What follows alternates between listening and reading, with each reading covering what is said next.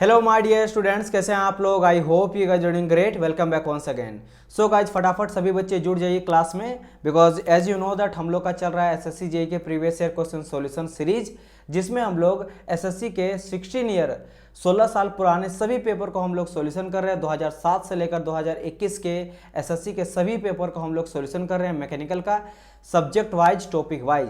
And सबसे पहले हम लोग इंजीनियरिंग मैकेनिक्स का क्वेश्चन सॉल्यूशन कर रहे हैं एंड हम लोग चैप्टर वाइज भी देखते हुए चल रहे हैं। ये आपका 8th लेक्चर हो जाएगा। इससे पहले 7th लेक्चर तक अगर आप नहीं देखे हो तो जाइए देखिए, आपको पूरा का पूरा क्वेश्चन सॉल्यूशन भी मिल जाएगा एंड आपको कॉन्सेप्ट भी मिल जाएगा, बिकॉज यहाँ पे हम लोग थ्योरी भी पढ़ाते हुए चल रहे हैं। सारे थ्योरी इंपॉर्टेंट जो रहा है उसको भी हम लोग यहाँ पे डिस्कस कर रहे हैं। तो चलिए क्लास को स्टार्ट करते हैं आज का। And as you know that, जैसे मैंने कहा चैप्टर वाइज, तो ये कुछ चैप्टर्स आपका है, 11 चैप्टर है जहाँ से आपको पूछा जाता है एसएससी जेई में। लेकिन अब यहाँ पे बात करेंगे कि जैसे मैंने लिख दिया है engineering mechanics all chapter and their weightage. यहाँ से आपको वेटेज का पता चलेगा कि किस सब्जेक्ट से कितना क्वेश्चन पूछा गया है लास्ट 16 ईयर में, 2007 से लेकर 2021 तक में। तो अभी तक हम लोग जो है force and force system, moment and couple, friction, centroid, centre of gravity, moment of inertia and trusses and beams जो है चैप्टर 5 चैप्टर को कंप्लीट कर दिए हैं, जिसमें से हम लोग को देखने को मिला है फोर्स एंड फोर्स सिस्टम से 31 क्वेश्चन, मोमेंट एंड कपल से 2 क्वेश्चन, फ्रिक्शन से 24 question, centroid, centre of gravity end moment of inertia से 9 क्वेश्चन और ट्रसेस एंड बीम से ओनली 1 क्वेश्चन। इट मीन्स अभी तक हम लोग का first chapter truss and beams, third chapter friction and fourth chapter centre of gravity, moment of inertia, centroid, ये chapter काफ़ी इंपॉर्टेंट है। और ये पिछला 16 साल का मैं एक भी क्वेश्चन को नहीं छोड़ा हूँ, तब जाके ये डाटा निकला है, राइट। तो और हम लोग देखेंगे आगे चैप्टर एंड यहाँ से ऑटोमेटिक निकल के आ जाएगा कि कौन कौन सा चैप्टर है जिसमें आपको ज़्यादा फोकस देना चाहिए इंजीनियरिंग मैकेनिक्स में फॉर एसएससी जेई, राइट। तो चलिए डिस्कस करते हैं और let me start with my introduction. As you know that my name Uttam Kumar, expert for SSC JE, RRB JE, state level AE, GATE and PSU exams, mentored more than 1 lakh plus student, 2-time GATE qualified with all India rank, various AJE qualified like SSC JEE, RRB JEE, central level AJE में आपका हो गया। इसके अलावा बात करेंगे senior section engineer and UPSC qualified, 5 year plus online teaching experience in the field of mechanical engineering, offline online both. तो this is all about my teaching experience. तो चलिए अब हम लोग डिस्कस करते हैं आज की क्लास को। तो अगर मैं बात करूँगा, आज हम लोग न्यू चैप्टर स्टार्ट करने वाले हैं, that is your kinetics of particle and rigid body, यानी 6 चैप्टर स्टार्ट करने वाले इंजीनियरिंग मैकेनिक्स। अब देखते हैं इससे कितना क्वेश्चन आपको पूछा गया एसएससी जेई के लास्ट 16 ईयर में। तो हम लोग क्वेश्चन नंबर लगा लिए थे 64 तक, तो हम लोग 64 से आगे देखेंगे। देखिए यहाँ पे 65 है और आपका चैप्टर स्टार्ट हो गया kinetics of particle and rigid body. तो फर्स्ट क्वेश्चन आप लोगों के लिए, आप भी ट्राई कीजिएगा, क्वेश्चन लगाइएगा और फटाफट शेयर कर दीजिए, ज़्यादा से ज़्यादा बच्चा जोड़िए, ज़्यादा से ज़्यादा बच्चा लाइव आप लोग देखिएगा, क्वेश्चन को अटेम्प्ट कीजिएगा, आंसर लगाइएगा, तो आपको ही पता चलेगा कि आपका कैसा प्रिपरेशन, आप कितना अटेम्प्ट कर पा रहे हो। मेरे क्वेश्चन सॉल्यूशन से पहले आप लोग लगाइए। और ये चूँकि मैं यहाँ पे पूरा डिटेल वाइज बता रहा हूँ, जैसे इंजीनियरिंग मैकेनिक्स कंप्लीट हो जाता है सब्जेक्ट वाइज, जैसे हर सब्जेक्ट मैकेनिकल का कंप्लीट करते जाएंगे, वैसे वैसे मैं रिपीट फायर राउंड लाऊंगा और 1 से 2 घंटा में जितना क्वेश्चन इंजीनियरिंग मैकेनिक्स में आया है पिछला 16 साल में, सब 1-2 घंटा में कंप्लीट करा दूंगा। वो टाइम बचने वाला होगा और वो काम आएगा जब आपका एग्जाम रहेगा, तो 10-12 घंटा में सारे मैकेनिकल का मैं करा दूंगा। जैसे 1-2 घंटा में इंजीनियरिंग मैकेनिक्स, उससे सॉम 1-2 घंटा में, टॉम 1-2 घंटा में, तो आप एक दिन में कंप्लीट प्रिपरेशन कर सकते हो सारे के सारे क्वेश्चन जो 16 ईयर में पूछा गया। बट अभी हम लोग के पास टाइम है, तो यहाँ हम लोग क्वेश्चन के साथ साथ थ्योरी को भी पढ़ते हुए चल रहे हैं, ताकि आप लोग का स्ट्रॉन्ग हो थ्योरी भी। क्वेश्चन अगर घुमा दे तो आप लोग फंसो नहीं यहाँ पे क्वेश्चन का, राइट। तो चलिए डिस्कस करते हैं। फर्स्ट क्वेश्चन यहाँ पे बोल रहा है a stone of mass n, एक मेरा पत्थर है जो m मास का है, ठीक है। At the end of the string, एक रस्सी मान लो लिया है, रस्सी लेके यहाँ पत्थर बांधे, इसे घुमाया नहीं जाता, इसे घुमा रहा है, ठीक है। द एंड ऑफ द स्ट्रीन, स्ट्रीन के एंड में बांध दिया गया है, जिसका लेंथ, उसका जो रस्सा का है, स्ट्रीन का जो लेंथ है वो l है, मान लेते कुछ इस तरह का है, यहाँ पे इस तरह कुछ पत्थर बांध दिया गया, ठीक है। और इसको ऐसे करके कुछ घुमा रहा है, रोटेट किया जा रहा है, ऐसे कुछ समझ आया, ऐसे कुछ किया जा रहा है। तो कहा गया है is wheeled in the vertical circle at the constant speed, एक स्पीड से उसको रोटेट किया जा रहा है, ठीक है। ओके, आगे कहा गया है the what position of the stone shall result in the maximum tension in the string. बोल रहा कि बताइए, मान लेते हैं ये कभी जो स्ट्रीन है, मान लेते वायर से समझो ना, या फिर रस्सा समझ लो, ये कभी यहाँ भी होगा, ये कभी यहाँ भी होगा, ये कभी यहाँ भी होगा, ये कभी यहाँ भी होगा, ये कभी यहाँ भी होगा। तो किस जगह पे मैक्सिमम टेंशन मुझे देखने को मिलेगा इस स्ट्रीन पे, आप लोग को ये बताना। हॉरिजॉन्टल डायरेक्शन में, वर्टिकल डायरेक्शन पे, तो ऑप्शन में दिया गया क्वार्टर वे, ठीक है, या फिर बोला गया हाफ वे डाउन, या फिर बोला गया टॉप वे अपर टाइप, या फिर बॉटम साइड में, कहाँ पे ज़्यादा मुझे टेंशन देखने को मिलेगा। अब इसके लिए आप लोग को दो चीज़ का कॉन्सेप्ट पता होना चाहिए, सेंट्रीपिटल एंड सेंट्रीफ्यूगल।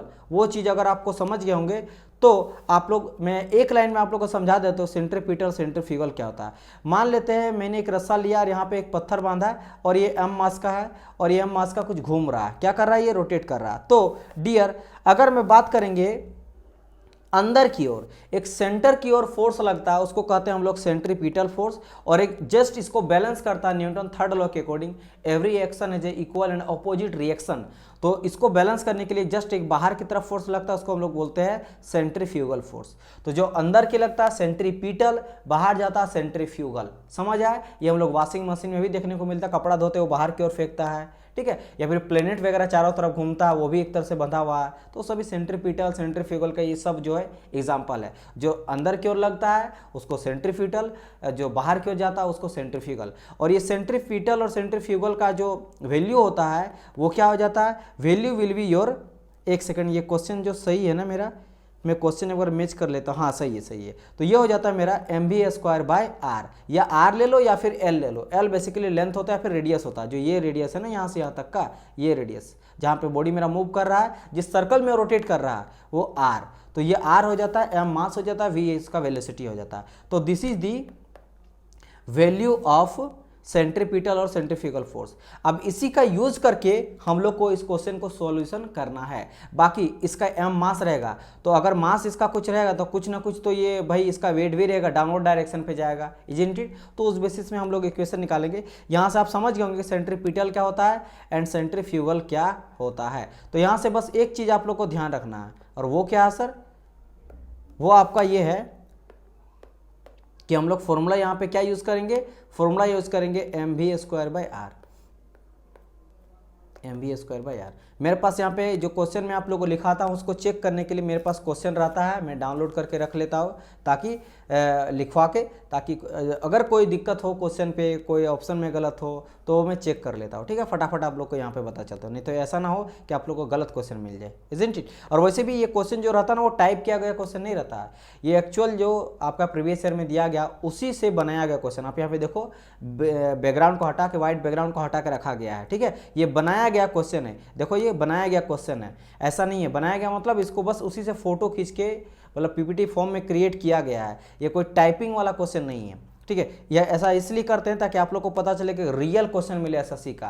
नहीं तो आज के टाइम पे क्या करता है, टाइपिंग करवाता है, नीचे में दिख दिया जाता है एसएससी जेई, लेकिन वो होता नहीं है। और यहाँ पे देख सकते हो कब पूछा गया, शिफ्ट कौन सा, सब चीज़ है। तो एकदम रियल ऑथेंटिक आपको यहाँ पे क्वेश्चन मिलेगा, इससे एक्चुअल आपको पता चलेगा कि एसएससी में कैसा क्वेश्चन पूछा जाता है। चलिए इस क्वेश्चन को डिस्कस करते हैं। मैं एक्स्ट्रा एक पेज ले लेता हूँ, मेरे पास क्वेश्चन यहाँ पे है। अब नाउ क्वेश्चन क्या कह रहा था कि स्टीन से बंधा हुआ है और वो क्या कर रहा है, घूम रहा है, इजंट इट, सर्कुलर मोशन में वो घूम रहा है, एंड जिसका लेंथ एंड मास दिया गया, ओके, लेंथ एंड मास दिया गया। तो मैं अब यहाँ पे बनाता हूँ कि कुछ इस तरह का है, ठीक है, सर्कल तो बन जा, चलिए बन गया, एंड ये रहा, ठीक है, मान लेते इस तरह करके डॉट डॉट करके दिखा देते हैं। ये कभी यहाँ जाएगा, कभी यहाँ जा सकता है, कभी नीचे आ जाएगा, इस टाइप से हो सकता है, नहीं, ओके ना। अब यहाँ पे हम लोग बात करते हैं कि भाई साहब ये कुछ यहाँ भी हो सकता है, कहीं भी हम लोग यहाँ लेके चले, यहाँ लेके क्या चले, इस तरह करके, मान लो नीचे हम थोड़ा बाहर दिखा देते हैं कि इस यहाँ भी तो हो सकता है, किसी भी पोजीशन पे हो सकता है, यहाँ चले।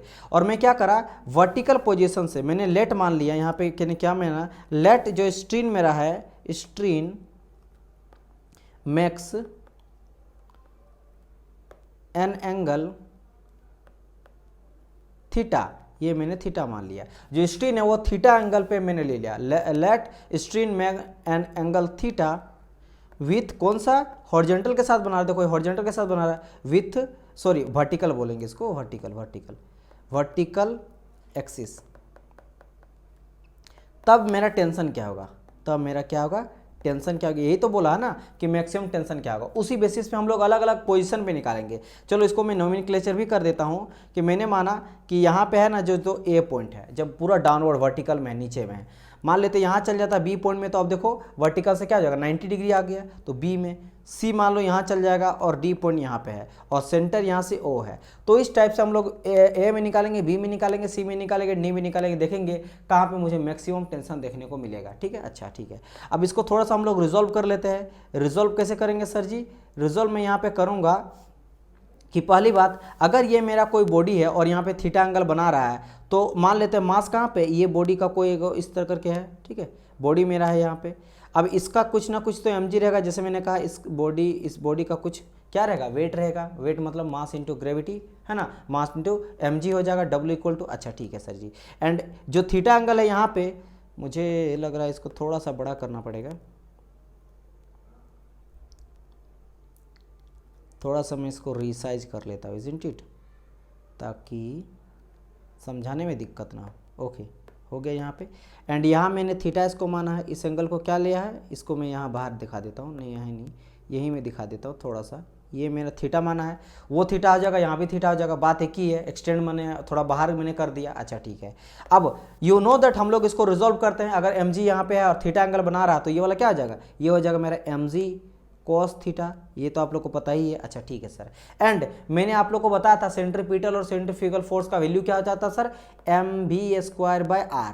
तो यहाँ पे हम लोग लेंथ कुछ ना कुछ रिलेट करना पड़ेगा, तो मान लेते हैं कि लेंथ यहाँ से यहाँ तक हम लोग क्या लेंगे, l चलो ले लेते हैं, L ले सकते हैं, R ले सकते हैं, यहाँ से यहाँ तक का लेंथ क्या है मेरा, L है, ठीक है। तो ये R के जगह में क्या ले लेंगे, L ले लेंगे। तो ये मेरा किधर जाएगा, ये भी मेरा जाएगा, ये भी मेरे इस डायरेक्शन पे जाएगा टेंशन के चलते, सेंट्रीफ्यूगल और सेंट्रीफ्यूगल। तो यहाँ पे ये प्लस आ जाएगा, यानी कि यहाँ पे mg cos थीटा प्लस मेरा क्या आ जाएगा, सेंट्रीफ्यूगल वाला भी आ जाएगा, मतलब यहाँ पे आ जाएगा मेरा mv²/L, बस और कुछ भी नहीं है। अब क्या करना ना, बस थीटा का वैल्यू हम लोग पुट करते हुए जाएंगे और आपको आंसर मिल जाएगा। बस जो आपको ये इक्वेशन है ना, बस यही समझना है। क्या यहाँ से समझ आया कि नहीं? कुछ नहीं किए डियर, जो आप लोगों को मैं बहुत टाइम से बता रहा हूँ कि कोई बॉडी है, इसका यहाँ पे अगर मान लो इस तरह करके इंक्लाइंड है, मैंने क्या बताया था, मान लो ये इंक्लाइंड वाला इक्वेशन है, तो ये कोई बॉडी है, तो अगर इस तरह करके कोई m रहता है, m इक्वल टू सॉरी आपका वेट रहता है, w रहता है, w इक्वल टू mg रहता है, और ये थीटा एंगल बना रहा है इसके साथ इंक्लिनेशन एंगल, तो या थीटा ले लेते थे और इसको लेते थे mg cos थीटा और इधर लेते थे mg sin थीटा। तो ये तो होगा ही होगा, लेकिन इसके साथ साथ चूंकि ये रोटेशन कर रहा है, उसके चलते एक सेंट्रीफ्यूगल फोर्स भी जनरेट करेगा बाहर के और अंदर के सेंट्रीपिटल, तो उसके चलते mv²/r और l लिए यहाँ पे, तो l ले लिए, दैट्स इट। ये इक्वेशन मेरा बना। अब क्या करेंगे, जिस पोजीशन में लेंगे उस पोजीशन पे अब थीटा के बेसिस पे वो चेंज करते रहेगा, तो थीटा का वैल्यू पुट करते जाएंगे और जहां मुझे मैक्सिमम वैल्यू मिलेगा वो आंसर ले लेंगे। एक सेकंड, तो अब चलो,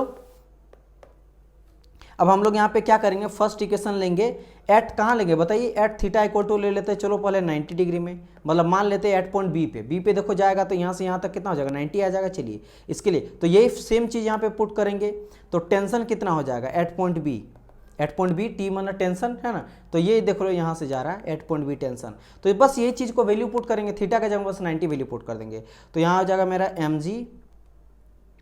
mg।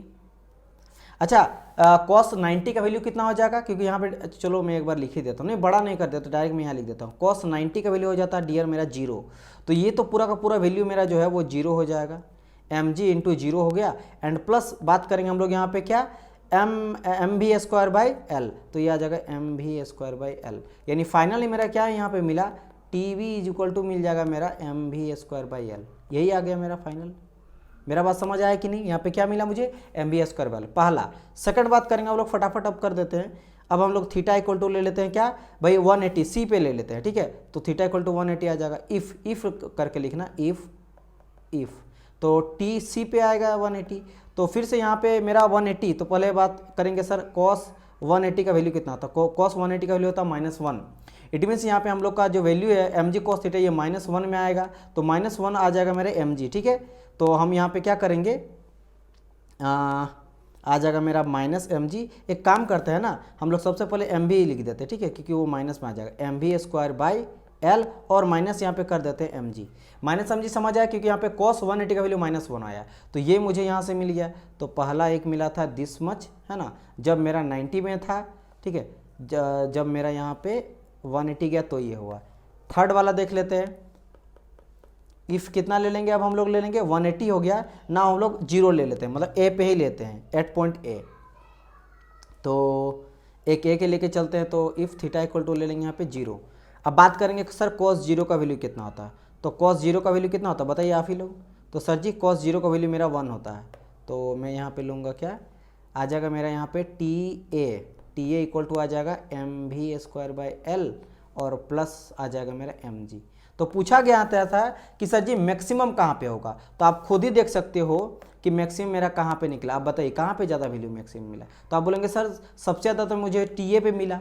टी ए पे देखो mv²/l प्लस mg है, तो प्लस वाला है। फिर कहाँ मिला, ये वाला मिला, सेकंड वाला मिला, क्योंकि mv²/l मिला, मतलब टीवी पे, मतलब मैक्सिमम मेरा वैल्यू कहाँ मिलेगा, नीचे में ही मिलेगा मेरा मैक्सिमम। उसके बाद सेकंड मैक्सिमम कहाँ मिला, सेकंड मैक्सिमम मेरा पहला मैक्सिमम ये रहा, सेकंड मैक्स मेरा ये बी में रहा सेकंड वाला।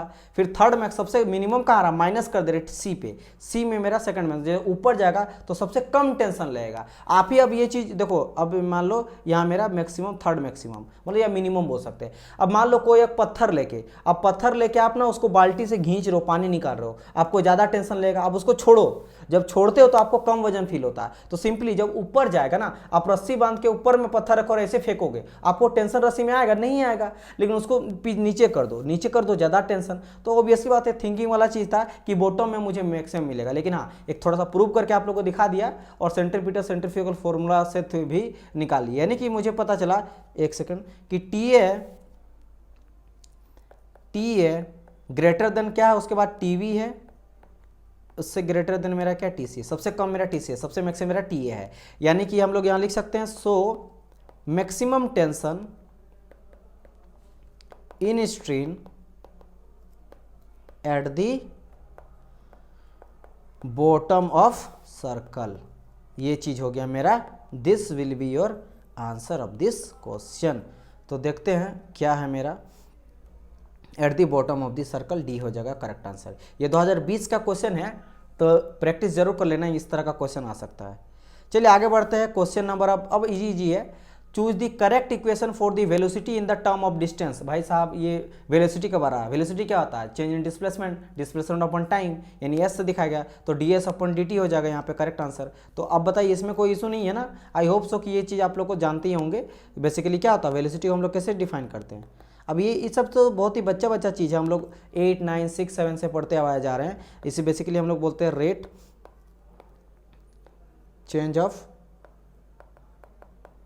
Displacement with respect to time, इसी को बोला जाता है velocity, rate of change of displacement यानी rate of change of distance with respect to time. जब भी विथ रिस्पेक्ट टू टाइम बोलेगा, उसका मतलब टाइम के रिस्पेक्ट में हम लोग देख रहे हैं कितना वो डिस्टेंस कवर कर रहा है, मतलब इस तरह से। ये अगर मान लो डिस्प्लेसमेंट है, इधर टाइम है, तो इस तरह करके जा रहा है। तो भाई एक सेकंड में मान लो गया, मान लो 20 मीटर, तो दूसरा सेकंड में कितना गया है ना, तीसरा सेकंड में क्या, टाइम के रिस्पेक्ट में ये जा रहा है। तो ये चीज़ आ गया। आगे बढ़ते हैं नेक्स्ट क्वेश्चन की ओर। नेक्स्ट क्वेश्चन करा, choose the correct equation for the acceleration in the term of distance. भाई साहब होता क्या एक्सेलरेशन, अभी मैंने कहा rate of change of displacement with respect to time is called velocity. तो एक्सेलरेशन क्या होता है, rate of change of velocity with respect to time. समझ आया कि नहीं, उसको हम लोग बोलते हैं। तो यहाँ पे क्या आ जाएगा, एक्सेलरेशन बेसिकली क्या होता है, चेंज का rate of change of velocity यानी कि DV with respect to time, ये हम लोग बोल सकते हैं सर। और वेलोसिटी जस्ट मैंने क्या कहा सर, वेलोसिटी क्या होता है, rate of change of displacement with respect to time, मतलब ये ds बाई डी टी आ जाएगा, ये पहले ही ds बाई डी टी है और डिवाइड बाई डी टी, तो डी टी ऊपर जाएगा ना, तो क्या आ जाएगा ds बाई डी टी का होल स्क्वायर, क्या आ जाएगा ds बाई डी टी का यहाँ पे हो जाएगा होल स्क्वायर। समझ आए यहाँ की। तो यहाँ हम लोग देखेंगे, अच्छा यहाँ पे है ना डिफ्रेंसिएशन वाला चीज़ है ना, तो यहाँ पे एक चीज़ आप लोग को मैं सिखा देता हूँ, डी है ना, तो डी स्क्वायर आ जाएगा। अच्छा चलो मैं फिर से लिख देता हूँ ताकि आप लोग को चलो ये चीज़ मैं अच्छे से बता दें। एक्सेलेरेशन इक्वल टू हो जाता है D V by change in velocity time, and हम लोग को पता है वेलोसिटी क्या आ जाता है D S by D T, ये चीज़ आ जाएगा। तो हम लोग भी के जगह में पहले पुट करेंगे पूरा वैल्यू, क्योंकि differentiate D by D T के आप लोग याद होगा डिफ्रेंशिएशन वाला डी बाई डी टी, तो डी बाई डी टी और भी के जगह में हम लोग क्या यहाँ पे रखें, ये भी के जगह में मैंने रखा ये वाला, तो ये पूरा का पूरा वैल्यू हम लोग पुट करेंगे। तो यहाँ पे मैं क्या करूँगा, भी के जगह में वैल्यू पुट कर दूंगा D S by D T. समझ आया क्या कर देंगे, D S by D T कर देंगे। अब देखो, अब यहाँ पे हो जाएगा क्या, D S by D T था ना, तो ये हो जाएगा मेरा D square S by D T square. तो ये हो जाएगा आंसर पूरा, क्योंकि डी स्क्वायर, समझ रहे हो मेरी बात की नहीं, ये डी टी ऊपर गया तो डी टी स्क्वायर हो गया, क्योंकि डी भी देखो ये पहला डी और ये दूसरा डी, एक दो डी, टी भी दो गो है तो दो टी, ऊपर में देखो डी डी, तो ऊपर में सिर्फ दो गो डी है, इसलिए डी पे स्क्वायर गया, एस पे नहीं गया। मेरा बात समझ, क्योंकि पहला ये डी है, पहला ये डी है और दूसरा डी ये है, तो इसलिए डी स्क्वायर, लेकिन एस एक, लेकिन नीचे में देखो डी टी और डी टी दो दो, तो इसलिए डी स्क्वायर। ठीक है, बच्चे वाला चीज़ है, लेकिन फिर भी अगर किसी को ये नहीं आ रहा तो मैंने आप लोग को समझा दिया। तो देखो यहाँ पे डी स्क्वायर बाई यानी बी हो जाएगा इसका करेक्ट आंसर 67 का। एक सेकेंड, यहाँ पे डी होगा। अब बताइए क्यों होगा डी, क्योंकि देखो यहाँ पे बड़ा अच्छा से एक चीज़, इसीलिए क्वेश्चन को ना अच्छे से ऑप्शन भी ध्यान से देना। देखो वही चीज़ है, गलत नहीं है, बी भी सही है, लेकिन यहाँ पे थोड़ा ये भी बता दिया है कि एक्सलेशन जो होगा ना वो D S by D T होगा, एंड ए इक्वल टू यहाँ पे D V by D T होगा। तो ये भी सही है, क्योंकि दोनों में कोई अंतर नहीं है। यहाँ पे क्या गया, वेलोसिटी के टर्म पे लिखा गया in the term of velocity, है ना, क्योंकि मैंने जस्ट कहा ना कि acceleration equal to D V by D T होता है, लेकिन जब इसको ब्रेक डाउन किए तो हम लोग को क्या पता चला कि acceleration equal to D square S by D T square. तो इस तरह ध्यान देना कि ऑप्शन में सिर्फ एक दिया है, दो भी दिया, क्योंकि ये बस घुमा फिरा के दोनों चीज़ को लिख दिया है, तो यहाँ पे डी करेक्ट आंसर होगा, क्योंकि दोनों सही है और बी भी सही है। अगर मान लो ऐसा नहीं रहता तो बी भी सही, बी कोई गलत नहीं है, लेकिन ये भी तो यहाँ पे ज़्यादा ये सही है ना, अप्रोप्रिएट जो ज़्यादा सही होगा, समझ आए, तो वैसे तो इसका डी आंसर हो जाएगा। चलिए आगे बढ़ते हैं। चलिए यहाँ पे अब ग्राफ आपसे पूछा गया, choose the correct graph for the motion of an object moving with linear increasing acceleration. अब आपको समझना पड़ेगा कि इंक्रीजिंग एक्सेलरेशन क्या होता है। ठीक है, चलिए अब 68 नंबर का क्वेश्चन लगाते हैं। क्वेश्चन क्या कह रहा है, choose the correct graph for the motion of an object moving with the linear increasing acceleration with respect to time. अब आपको यहाँ पे पहले ये समझना पड़ेगा कि सर ये इंक्रीजिंग एक्सेलरेशन क्या होता है और डिक्रीजिंग एक्सेलरेशन क्या होता है, फिर हम लोग समझेंगे लीनियरली इंक्रीजिंग एक्सेलरेशन क्या होता है। तो बेसिक कुछ फंडामेंटल चीज़ें मैं पहले आप लोग को बताता हूँ, देन आप लोग को ज़्यादा ये चीज़ समझ में आएगा। तो फर्स्ट ऑफ ऑल मुझे लेने दीजिए क्या, आपका एक्स्ट्रा पेज। अब यहाँ पे समझना, इस क्वेश्चन को भी समझना, क्योंकि इससे रिलेटेड थ्योरी जो मैं बताऊंगा ना, इस तरह का ग्राफ खूब पूछा जाता है एग्जाम में, और बहुत लड़का नहीं सकता, 90% लड़का इसको सकता ही नहीं है, उसको लगता है कि कॉम्प्लिकेटेड है। बट मैं जिस तरह बता रहा हूँ इसको आप देख लीजिएगा, तो क्वेश्चन को आप छोड़िएगा नहीं। इसको पहले ग्राफ से समझना पड़ेगा, डिस्प्लेसमेंट एंड टाइम के ग्राफ से। एस फॉर है पोजिशन या डिस्प्लेसमेंट, और टी फॉर टाइम, तो पोजिशन टाइम ग्राफ ये मैंने लिया। अब मैं यहाँ पे क्या करता हूँ, एक मैं इस तरह करके दिखाता हूँ, ऐसे कुछ कर्व रहेगा, ऐसे कुछ कर्व है। ठीक है, अब यहाँ पे देखो ये क्या होते जा रहा है, जैसे जैसे यहाँ पे डिस्प्लेसमेंट बढ़ते जा रहा है या फिर पोजीशन बढ़ते जा रहा है, डिस्टेंस बढ़ते हुए जा रहा है, वैसे वैसे टाइम भी ज़्यादा ले रहा है, टाइम भी ज़्यादा लेते जा रहा है। ये आप समझ गए होंगे। चलिए ठीक है, अब बात करेंगे हम लोग कैसे पता करते हैं सर जी टाइम का और वेलोसिटी का। तो देखो, अच्छा एक चीज़ बताइए, डिस्प्लेसमेंट और टाइम का ग्राफ क्या देता है, वेलोसिटी आपको देता है। भाई आपको पता ना D S by D T क्या देता है, वेलोसिटी देता है। ठीक है, तो ये वेलोसिटी देता है, तो यहाँ से मुझे वेलोसिटी मिलता है। ये तो आप लोग को याद ही होगा कि वेलोसिटी क्या होता है, rate of change of displacement with respect to time, यानी कि v is equal to D S by D T. तो ये D S by D T कहाँ से है, देखो इन दोनों के ग्राफ से ही आया, ये पोजीशन और टाइम के ग्राफ से ही आया मेरा, और वो बना के मेरा वेलोसिटी, तो ये ग्राफ मेरा वेलोसिटी देगा। चलिए ये चीज़ क्लियर। ठीक है, अब देखो यहाँ पे मैं क्या बताना चाह रहा हूँ, अब यहाँ पे जो चढ़ाई पे डिपेंड करता है कि किसका वेलोसिटी ज़्यादा होगा, किसका वेलोसिटी कम होगा। जैसे मान लेते एक पॉइंट में यहाँ पे लिया और दूसरा पॉइंट मैंने यहाँ पे लिया, क्या इन दोनों पॉइंट पे लेते हैं। अब इस पॉइंट पे मैं इस तरह करके एक स्लोप बनाता हूँ, ऐसे करके मैं बनाता हूँ। ठीक है, तो अगर मैं यहाँ पे टेंजेंट एक डाल देता हूँ, एक टेंजेंट मैंने डाला, और इस वाले पॉइंट पे भी एक मैंने टेंजेंट इस तरह करके डाल दिया, एक टेंजेंट ऐसे करके डाल दिया। ठीक है, ऐसे कर, एक सेकंड, दो टेंजेंट मैंने डाल दिया। जब मैंने टेंजेंट डाला तो मुझे क्या दिख रहा है कि सर जी यहाँ पे चढ़ाई ज़्यादा है। सेकंड, चलो मैं पॉइंट नाम लेता हूँ, ये पहला और दूसरा। सेकंड पॉइंट पे मेरा ज़्यादा चढ़ाई है, ढलान है, मतलब चढ़ना मुश्किल कहाँ ज़्यादा होगा, तो आप बोलेंगे सर पहला वाला में चढ़ना उतना मुश्किल नहीं होगा, सेकंड वाले में चढ़ना उतना ज़्यादा मुश्किल होगा, यानी चढ़ाई ज़्यादा है। अगर चढ़ाई ज़्यादा है तो चढ़ाई बताता है उसका वेलोसिटी को, इट मीन्स बोलेंगे कि v2 का वेलोसिटी जो है वो v1 से ज़्यादा है, यानी कि v2 का वेलोसिटी क्या है, v1 से ज़्यादा है। ये चीज़ समझ गए होंगे। चलिए एक चीज़ क्लियर हो गया। अच्छा अब बात करते हैं हम लोग यहाँ पे क्या कि देखते हैं सर टाइम कौन कितना ज़्यादा ले रहा है ना, तो टाइम एंड डिस्प्लेसमेंट का मैं बता रहा हूँ। अब क्या करता हूँ, सेम चीज़ को मैं यहाँ पे फिर से ड्रॉ करता हूँ। ठीक है, कहाँ, यहीं करता हूँ, नीचे में करता हूँ, ये रहा। फिर से सेम उसी तरह ग्रीन ब्लैक कलर से यहाँ मैं ऐसे करता हूँ, सेम एकदम रहेगा, ठीक है, सेम एकदम है ग्राफ। मैं सेम बनाने का ट्राई तो कर रहा हूँ, हाँ सेम बन गया, चलिए ठीक है। अब मैं यहाँ पे क्या करूँगा, आपको ये एक पॉइंट पे मैंने यहाँ लिया था ऐसे कुछ, और एक मैंने यहाँ पे ले रहा हूँ, तो कुछ इतना मैं ले लिया और इतना देखने को मिल रहा है। यहाँ से क्या नज़र आ रहा है, देखिए जो ये डिस्टेंस है ना, यहाँ से तक यहाँ तक का डिस्टेंस है, ठीक। कोई अदर मैं कलर यहाँ पे ले लेता हूँ, ठीक है, जस्ट अ मिनट, ठीक है। जो यहाँ से लेकर यहाँ तक का, ये मेरा क्या बता रहा है, ये मेरा बता रहा है डिस्प्लेसमेंट। ये फिर से पोजीशन एंड टाइम है, डिस्प्लेसमेंट टाइम है, तो ये मेरा बता रहा है डिस्प्लेसमेंट, डिस्प्लेसमेंट बता रहा है। और यहाँ से लेकर यहाँ तक का क्या बता रहा है, ये मेरा बता रहा है टाइम पीरियड। बात समझ में आया कि ऑब्वियसली बात तो बता ही रहा है, देखो यहाँ से लेकर यहाँ इतना मेरा टाइम लगा, और डिस्प्लेसमेंट यहाँ से लेकर यहाँ तक हुआ, समझ आया, अच्छा ठीक है। तो अगर मैं सेम यहाँ पे जितना मैंने करा, अगर मैं बात करता हूँ इस ऊपर वाले का, ऊपर वाले थोड़ा आप लोग देखो, यहाँ पे देखना, तो आप लोग यहाँ पे कितना टाइम ले रहा है, तो सर टाइम पीरियड मात्र यहाँ पे टी इतने ले रहा है, टी यहाँ पे ले रहा है, टाइम पीरियड को टी से दिखा देते हैं शॉर्ट। एंड अगर बात करें डिस्प्लेसमेंट सर कितना हुआ है, तो इतना ज़्यादा डिस्प्लेसमेंट हो गया, तो यहाँ पे आप देखो डिस्प्लेसमेंट काफ़ी ज़्यादा मुझे देखने को मिला, जबकि एकदम कम टाइम पे। इट मीन्स यहाँ पे क्या हुआ, पहले मैं बता चुका था कि यहाँ पे V1 मेरा वेलोसिटी है और यहाँ पे मेरा V2 वेलोसिटी है, और मेरा V2 वेलोसिटी ज़्यादा है। अब यहाँ पे टाइम का बात करेंगे, यहाँ पे टाइम अगर T1 है तो यहाँ पे टाइम T2 होगा, टाइम ले रहा है, लेकिन आप देख रहे हो कि यहाँ पे ज़्यादा टाइम पीरियड में डिस्प्लेसमेंट बहुत ही कम हुआ, और वहाँ पे मेरा कम टाइम पीरियड में ज़्यादा डिस्प्लेसमेंट। और अच्छा से समझो, यहाँ का अगर मैं बात करूँगा इस जगह का, पहला पोजीशन का, ये मैंने पोजीशन फर्स्ट माना, ये पोजीशन सेकंड माना, तो फर्स्ट पोजीशन का बात करेंगे तो यहाँ पे क्या देख रहे हैं, बहुत ज़्यादा टाइम लिया तब जाकर डिस्प्लेसमेंट मात्र इतना छोड़ा, डिस्प्लेसमेंट इतना बड़ा डिस्प्लेसमेंट, मतलब टाइम बहुत ज़्यादा, मतलब समझो कि 1 घंटा में लड़का यहाँ पे 1 घंटा में कोई जो है ना मात्र 20 किलोमीटर चला है, ठीक है, ये आप समझो।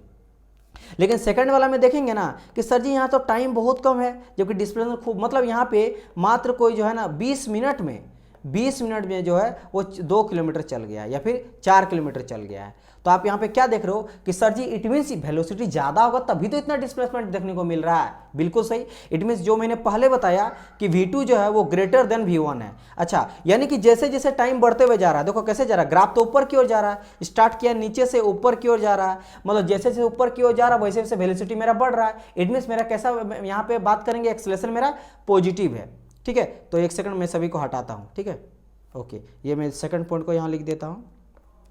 यानी कि समय के साथ साथ क्या बोलेंगे सर जी, समय के साथ साथ मेरा यहाँ पे वेलोसिटी जो है ना, वेलोसिटी वो मेरा इंक्रीज कर रहा है। सो इसलिए मेरा क्या होगा यहाँ पे, एक्सेलरेशन जो होगा ना, शॉर्ट में मैं लिखता हूँ, ठीक है, एक्सेलरेशन वो मेरा पॉजिटिव एक्सेलरेशन है, पॉजिटिव एक्सेलरेशन है क्योंकि बढ़ रहा है, समझ आए कि नहीं, पॉजिटिव एक्सेलरेशन यहाँ पे है। अच्छा, अब मैं और एक ग्राफ बताता हूँ, क्योंकि लड़का कन्फ्यूजन कहाँ करता है, और एक ग्राफ आता है वो भी मेरा पॉजिटिव एक्सेलरेशन ही होता है वहाँ भी।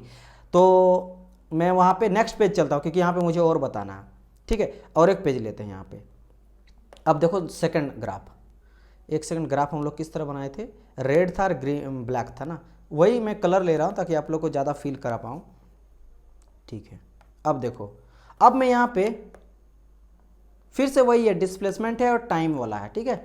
तो अब मैंने क्या करता ना, ग्राफ को कुछ ऐसे ले लिया, ग्राफ ऐसे ले लिया, ध्यान दो पहले वाला कैसा ग्राफ था, पहले वाला ऐसे ग्राफ जा रहा था, अब ऐसे ग्राफ जा रहा है। इसका मुझे निकल गया कि यहाँ पे एक्सेलरेशन मेरा पॉजिटिव है, पॉजिटिव मेरा एक्सेलरेट कर रहा है, ठीक है, क्योंकि वेलोसिटी बढ़ रहा है। अच्छा, अब यहाँ पे देखो, अब यहाँ पे बात करेंगे फिर से वही, हम लोग लेंगे टेंजेंट लेते हैं, 2 जगह पे पॉइंट पे लेते हैं। तो पहला मैंने इस जगह पे मान लिया एक टेंजेंट, और दूसरा मैंने इस जगह पे मान लिया, ठीक है। तो यहाँ पे इस तरह करके एक टेंजेंट हम लोग लिए, और दूसरा मैंने यहाँ पे ऐसे करके टेंजेंट ले लिया, एक सेकंड, दोनों टेंजेंट यहाँ पे ले लिए, पहला पॉइंट पे दूसरा पॉइंट पे। अब बताइए कहाँ पे ढलान ज़्यादा है, तो आप बोलोगे सर ये अगर मैं इसको पहला मान लूँ ना, इसको दूसरा मान लूँ, तो सर जी पहला वाला में ढलान ज़्यादा नज़र आ रहा है, ढलान ज़्यादा, तो ढलान ज़्यादा नज़र आ रहा है यानी कि वेलोसिटी यहाँ पे क्या होगा, ज़्यादा होगा। अच्छा ठीक है सर, क्योंकि आप पहले बता चुके हैं ढलान ज़्यादा तो वेलोसिटी ज़्यादा। अब समझ लो ढलान ज़्यादा मतलब गाड़ी को अगर वहाँ करेंगे सर्र से नीचे आ जाएगा, और इसमें उतना स्पीड नहीं जाएगा, बात तो एक ही है ना। मैंने यहाँ पे कोई कार रख दिया तो फट से नीचे आ जाएगा, क्योंकि ढलान ज़्यादा, फट से नीचे आ जाएगा, और यहाँ पे उतना स्पीड नहीं देगा, भले स्लो है लेकिन उतना ज़्यादा स्लोप नहीं है, ठीक है। इट मीन्स यहाँ पे मेरा वेलोसिटी क्या होगा, मैक्सिमम होगा। अगर मैं इसको V1 मानूँ और इसको V2 मानूँ, तो V1 क्या होगा यहाँ पे, V1 जो होगा वो ग्रेटर देन V2 होगा, है ना V1। लेकिन अब यहाँ पे एक चीज़ बताओ, लेकिन यहाँ पे अगर डियर आप देखोगे बॉडी नेगेटिव डायरेक्शन पे आ रहा है ना, देखो ध्यान से, ये मेरा डिस्प्लेसमेंट है, तो डिस्प्लेसमेंट आप नीचे की ओर आ रहे हो, पॉजिटिव की ओर नहीं जा रहा, दूर नहीं जा रहा, आप नीचे की ओर आ रहे हो, तो यहाँ पे नेगेटिव डिस्प्लेसमेंट हो रहा ना, यानी वेलोसिटी यहाँ पे नेगेटिव होगा। मेरा बात समझ आ रहा कि नहीं, नीचे की ओर आ रहा, तो यहाँ पे मेरा नेगेटिव वेलोसिटी है, वेलोसिटी मेरा क्या है यहाँ पे नेगेटिव है। इट मीन्स यहाँ पे अगर मैं लेके चलता हूँ, जैसे मैंने कहा था V1 बड़ा बना था, तो यहाँ पे V1 अगर 5 है, ठीक है, 5 है, तो V2 कितना होगा 3 होगा। लेकिन दोनों मेरा नेगेटिव है, मतलब V1 भी मेरा -5 लेंगे यहाँ पे, एंड V2 भी -3 लेंगे। क्या लेंगे? -3 लेंगे, -3 लेंगे। अब बताएं, अब आप लोग पूछेंगे अगर मैं एक क्वेश्चन, ये बताइए कि ये मेरा पॉजिटिव एक्सेलरेशन है या नहीं है। डियर ये भी मेरा पॉजिटिव एक्सेलरेशन ही है। आप बोलेंगे कैसे?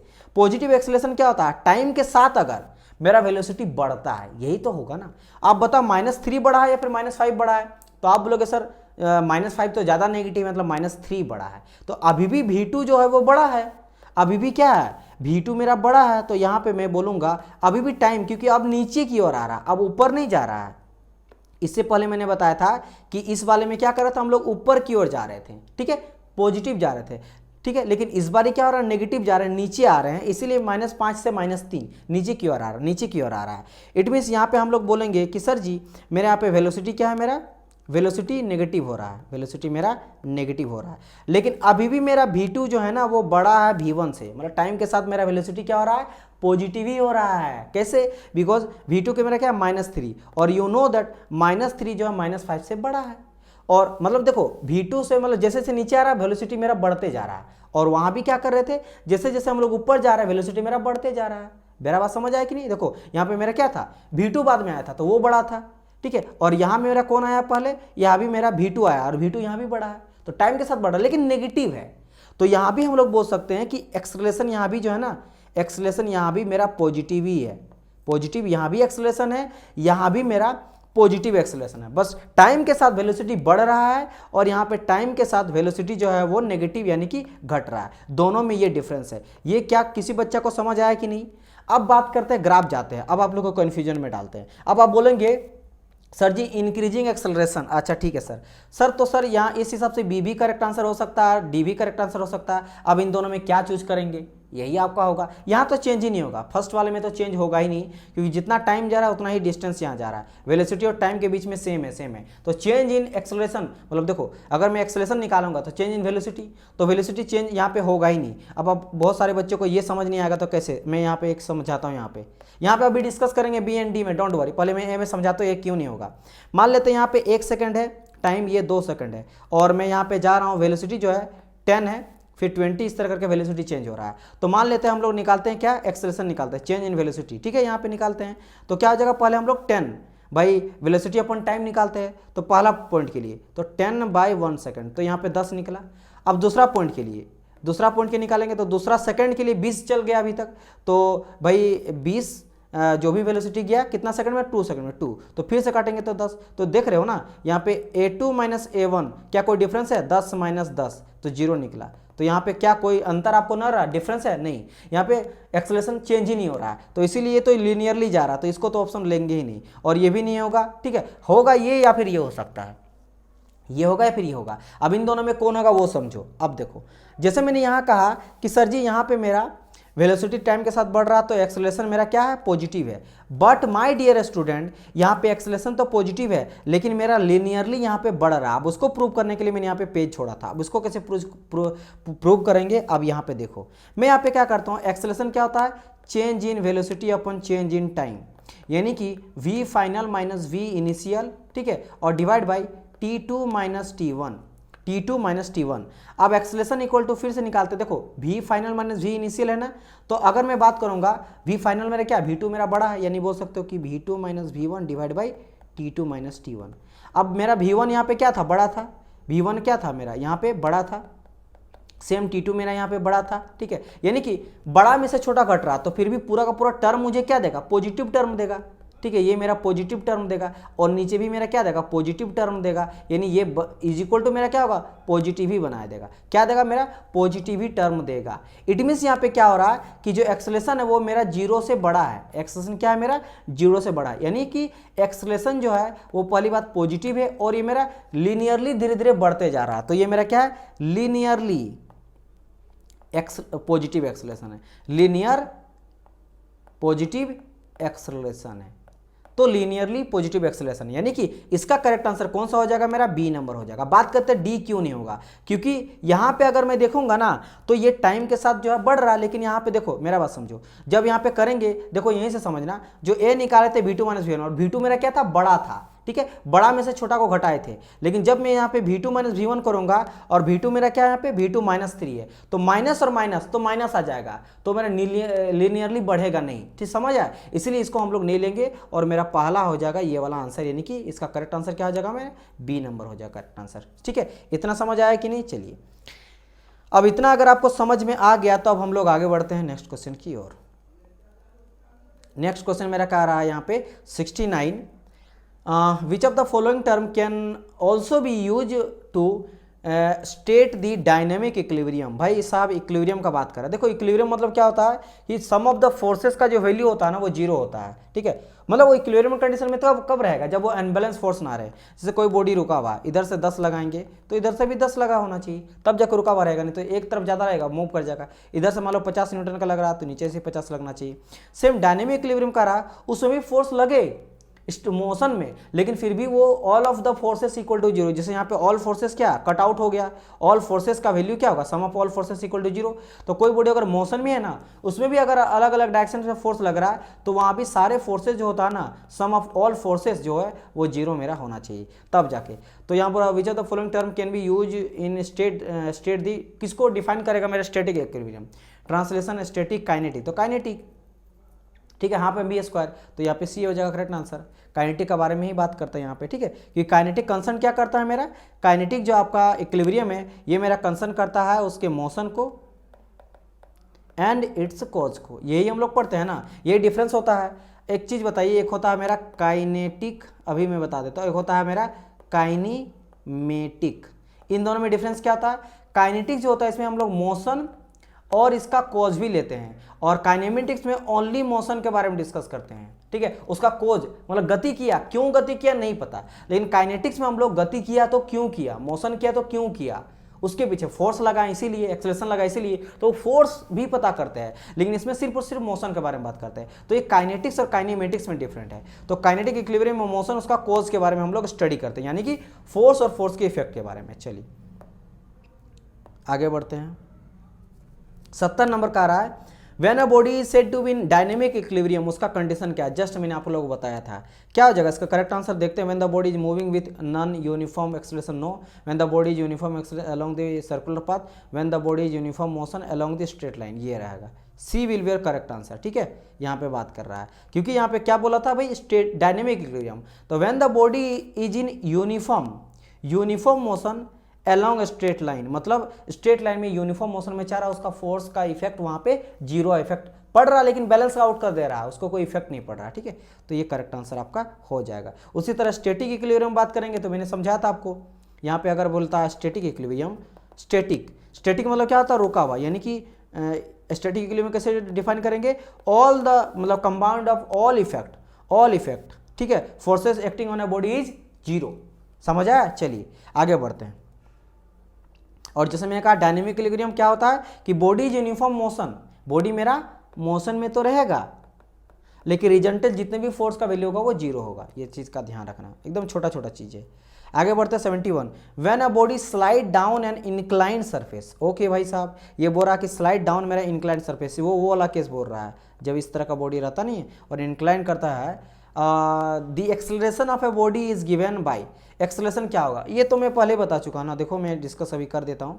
तो सबसे पहले इसके बाद फंडामेंटल जो फ्री बॉडी डायग्राम फटाफट बना लेते हैं कि मान लेते हैं यहाँ पे थीटा है तो ये इसका कुछ मेरा क्या हो जाएगा, डब्लू हो जाएगा नीचे, एंड यहाँ भी ये भी थीटा हो जाएगा और ये हो जाएगा मेरा डब्लू कॉस थीटा, ये मेरा एक नॉर्मल रिएक्शन ऊपर की ओर जाएगा, एन जाएगा, एंड बॉडी मेरा डाउनवर्ड डायरेक्शन में मूव कर रहा है तो ये मेरा डब्लू कॉस थीटा था, ये हो जाएगा मेरा डब्लू साइन थीटा, ठीक है, क्योंकि हम लोग इधर फोर्स लगा रहे हैं, नीचे आ रहा है, तो अपोजिट एक्स में क्या लगेगा, फ्रिक्शन लगेगा, और फ्रिक्शन इक्वल टू क्या हो जाता है मेरा, अच्छा एक सेकेंड, स्लाइड एक्सलेशन। यहाँ पे बेसिकली देखो एक चीज़ ध्यान रखना, एक्सलेशन का कभी कभी बात वो नहीं करेगा, ठीक है, तो अगर मतलब सॉरी एक्सलेशन बोल रहे, फ्रिक्शन का बात नहीं करेगा, तो आपको फ्रिक्शन लेके यहाँ पे नहीं चलना है। तो यहाँ पे कहीं भी मुझे अभी जस्ट याद आया कि कहाँ क्या ये कहीं पे बोला कि रफ सरफेस है, फ्रिक्शन है, नहीं बात किया गया। इट मीन्स ये स्मूथ लेके चला, फ्रिक्शन का बात ही नहीं किया है।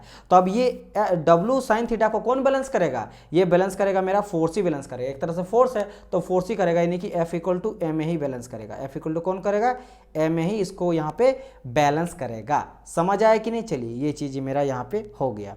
और यहाँ पे एक्सेलेरेशन क्या लेके चला, एफ लेके चला है, तो यहाँ पे एम ए ना लिखे, यहाँ लिखेंगे हम लोग एम एफ लिखेंगे, क्योंकि एक्सेलेरेशन ध्यान से देखो क्वेश्चन में एक्सेलेरेशन को ए लेके चला है। ये चीज़ मैंने बताया था ना आपको कि कोई भी जो बॉडी होता है नीचे डायरेक्शन में अगर W लगता है जो कि mg है, तो ऊपर में जो नॉर्मल n जो है ना ये भी mg के बराबर होगा। सेम इसी तरह अगर मैं इस डायरेक्शन पे लगाया, मैंने p लोड, कोई भी लोड लगाया, फोर्स लगाया जो कि आपका ma के बराबर है, जस्ट अपोजिट में इसी को बैलेंस करने के लिए मेरा ma ही होता है। लेकिन चूंकि यहाँ लोड लगता है तो अपोजिट में मेरा फ्रिक्शन लगता है, और फ्रिक्शन इसके बराबर होता है, यहाँ फ्रिक्शन है नहीं, तो वही बैलेंस यहाँ पे इक्विलिब्रियम करेगा, f इंटू ए, ठीक है, उसको बैलेंस करेगा। लेकिन यहाँ पे एक्सेलेरेशन को f कहा गया तो a के जगह में मैंने f कर दिया, बाकी और कुछ नहीं है। अब इतना कर दिया गया है, तो यहाँ आपसे पूछा क्या गया है कि भाई हाँ कंडीशन क्या हो जाएगा यहाँ पे एक्सेलेरेशन का। तो अब क्या करेंगे, ये बोला गया है, यानी कि यहाँ देखो इसको हम लोग बैलेंस करेंगे W, क्योंकि नीचे जो जिसके चलते वो मोशन कर रहा है उसके बैलेंस कौन कर रहा है, ये वाला इधर बैलेंस कर रहा है, this much equal to this much.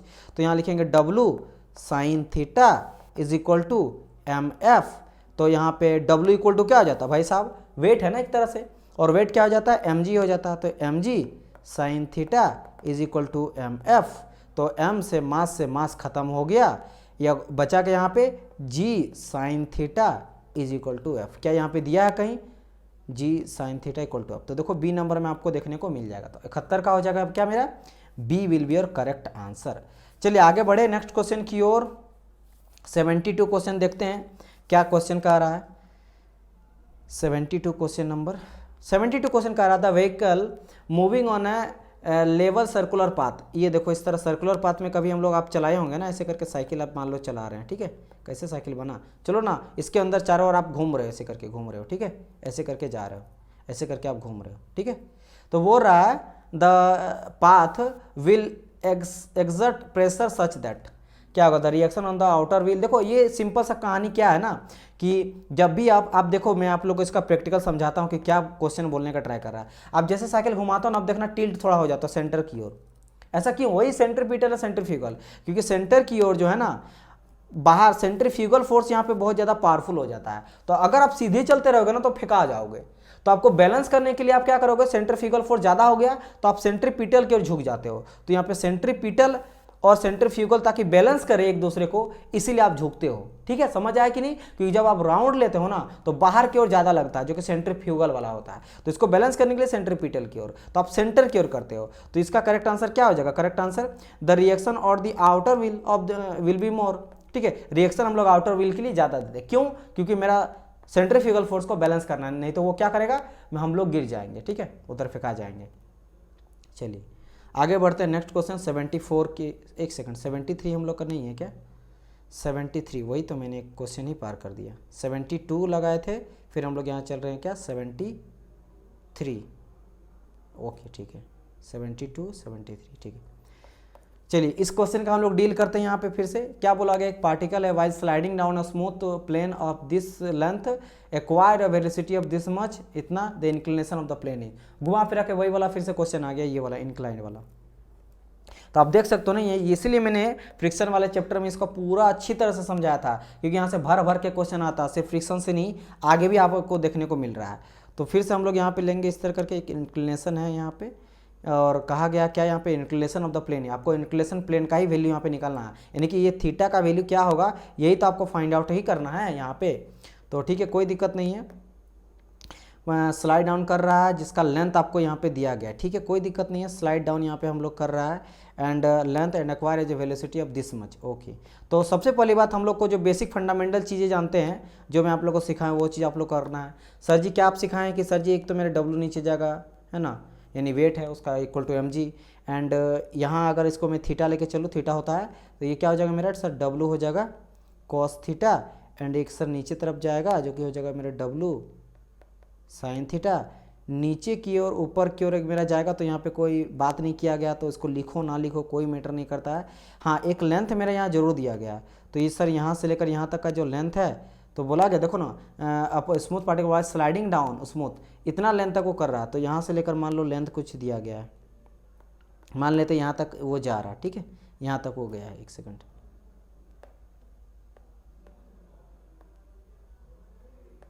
कहाँ तक गया, स्लाइड डाउन करके मान लेते हैं यहाँ तक गया, ठीक है। और इसका लेंथ का कितना वैल्यू दिया है, ये दिया है 19.86 रूट अंडर 2m, ठीक है ये चीज़ दिया गया। ओके डियर, अब हम लोग आगे बढ़ते हैं। तो कह रहा कि भाई थीटा का वैल्यू क्या है, इंक्लिनेशन प्लेन इसका क्या होगा वो मुझे फाइंड आउट करके आप लोग बताओ फटाफट, ठीक है।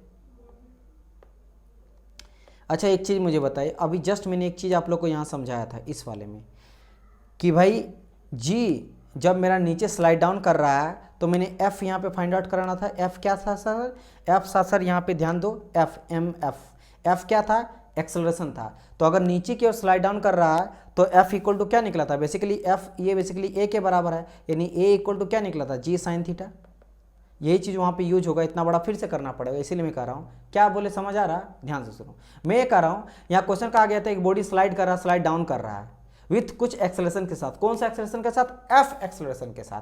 तो एफ ना लेके अगर मैं ए लेके चलता हूँ तो ये जो है ए एफ इक्वल टू, तो ए इक्वल टू मेरा क्या निकला था, जी साइन थीटा, जो इसका आंसर था, ठीक है। ये अगर स्लाइड डाउन कर रहा तो इतना एक्सेलरेशन कर रहा, अगर फ्रिक्शन का बात नहीं किया गया तो सेम इस क्वेश्चन में भी फ्रिक्शन का बात तो अभी तक नहीं किया गया कुछ भी, ठीक है। यानी मैं बोल सकता हूँ कि किस एक्सेलरेशन के साथ वो नीचे जा रहा है, a equal to g sine theta. अगर मैं लिखूँ तो क्या आप लोग कोई गुस्सा हो जाइएगा, नहीं होइएगा ना, अच्छा ठीक है। वही चीज़ मुझे करना पड़ेगा तो वो चीज़ है, ठीक है। इतना हो जाने के बाद क्वेश्चन में गिवन मेरा क्या है, किस वेलोसिटी से वो स्टार्ट कर रहा वो तो नहीं दिया गया, लेकिन आप फाइनल वेलोसिटी ये दिया गया कि ये मेरा गया 19.86 रूट अंडर 2 मीटर, ठीक है। इतना गया है कि इतना वो जा रहा है, ठीक है इतना। अच्छा वेलोसिटी सॉरी ये तो लेंथ है, वेलोसिटी दिया गया है वही सेम है ना, इसलिए कंफ्यूज में हो गया।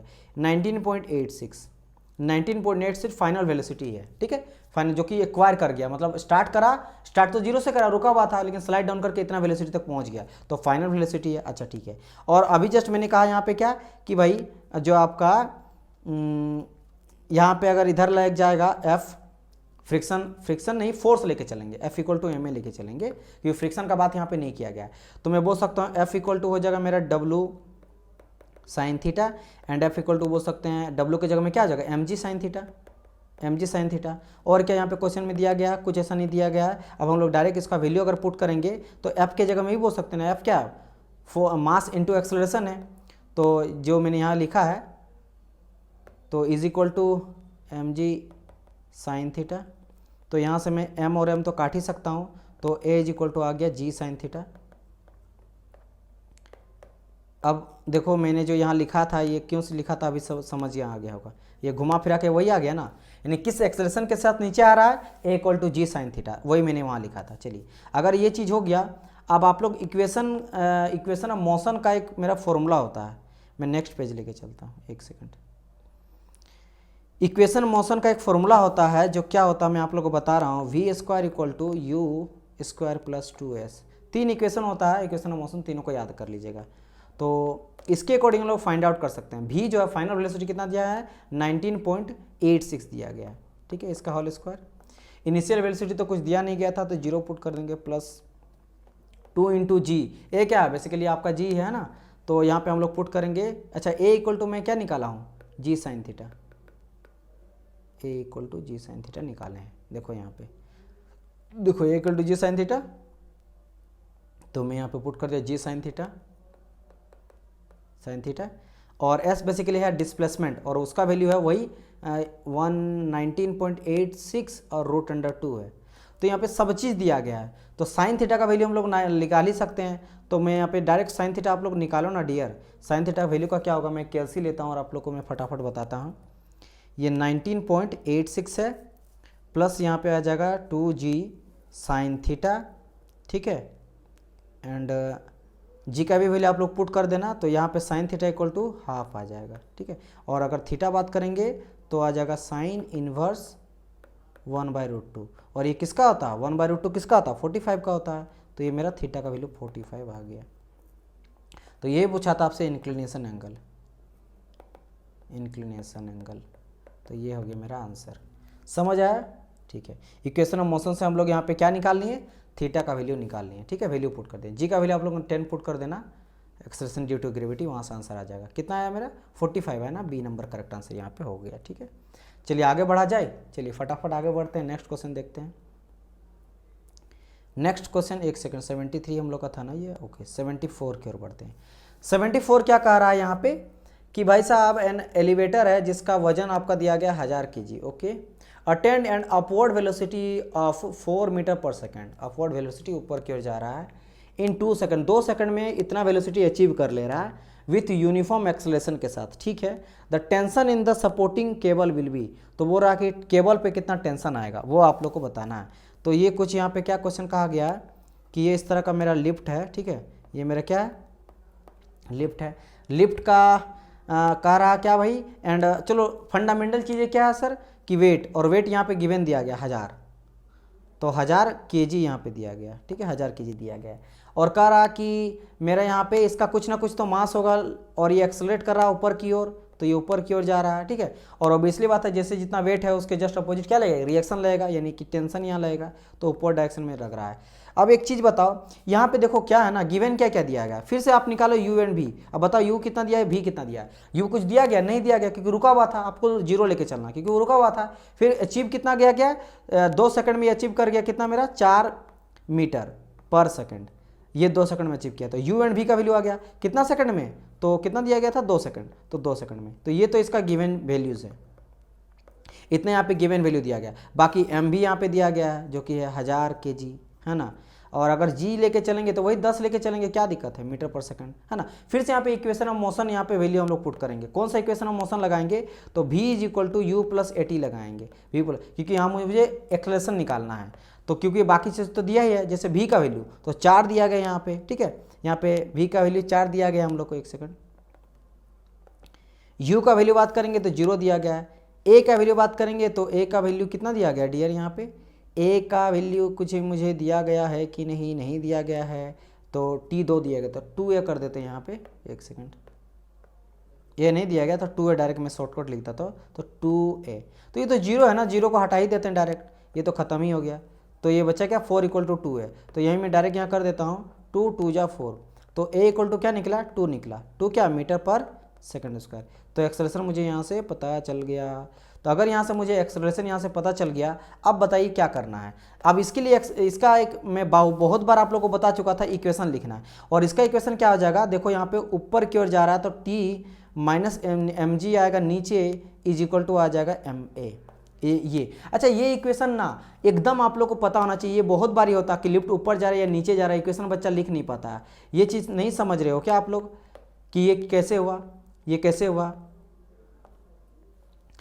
देखो कुछ एक्सेलरेशन के साथ ऊपर जा रहा है ना, यहाँ पे देखो मेरा बात समझो, टी ऊपर की ओर टेंशन लग रहा है और mg नीचे लग रहा है। मेरा एक चीज़ बताओ, ऊपर जा रहा है या नीचे जा रहा है, तो आप बोलेंगे सर जी ऊपर जा रहा है, बस ये ध्यान रखना। इस ma के बेसिकली क्या है, ये फोर्स है ना, ये फोर्स है, फोर्स = m × a, और ये mg क्या है, ये वेट है, वेट W = क्या आ जाता है, mg आ जाता है। तो नीचे वेट हमेशा लगेगा, और ड्यू टू इसका कुछ ना कुछ आप लिफ्ट के अंदर होंगे तो आपका कुछ मास होगा, और चूंकि ऊपर जा रहा बोल रहा है कि भाई अपवर्ड डायरेक्शन में जा रहा है तो कुछ एक्सेलरेशन करेगा। अच्छा ठीक है, अब बात आता है सर t - mg क्यों किए, t - ma क्यों नहीं किए, यही कॉन्सेप्ट होता है।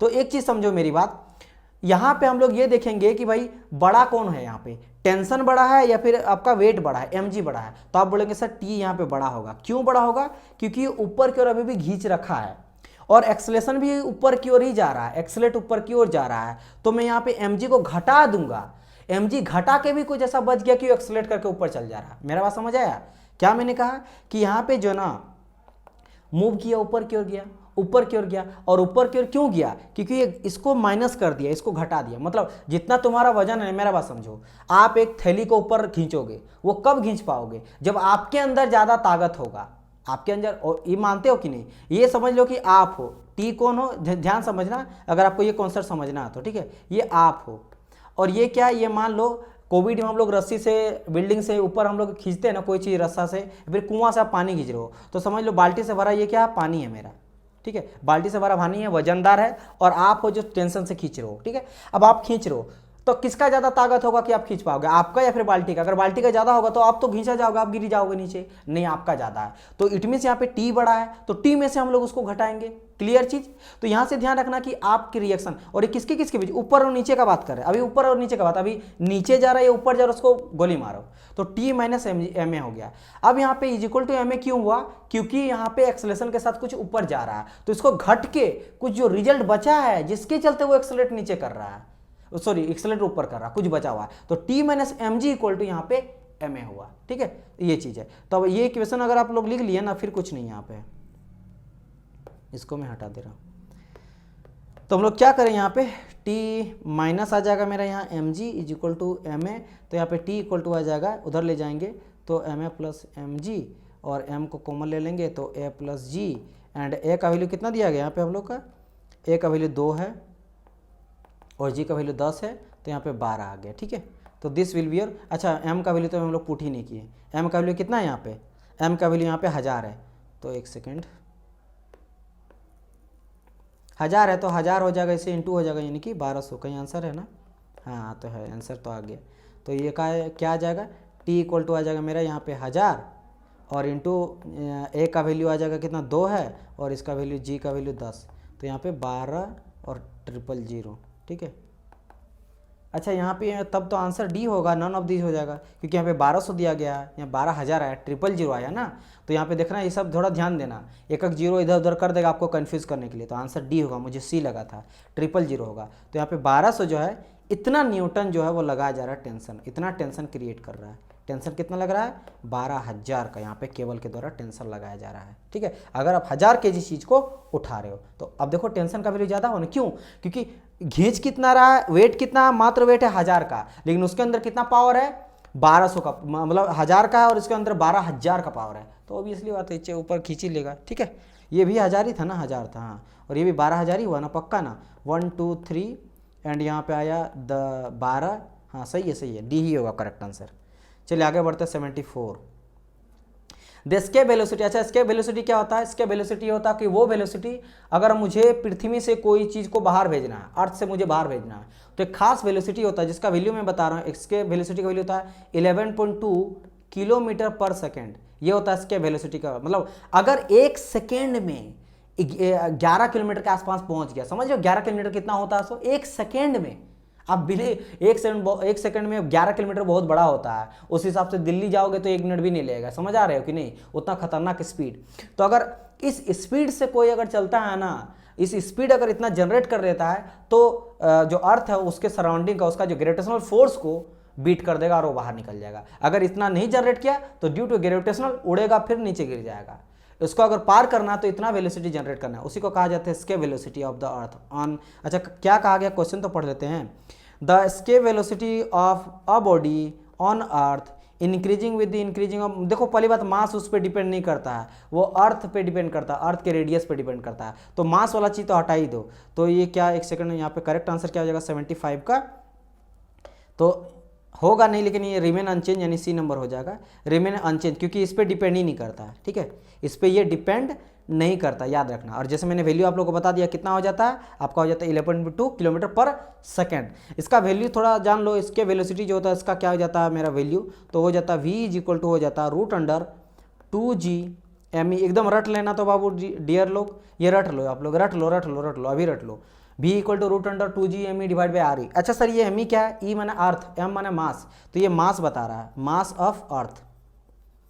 और सर आर क्या है, ये रेडियस है, किसका, अर्थ का ही, रेडियस ऑफ अर्थ।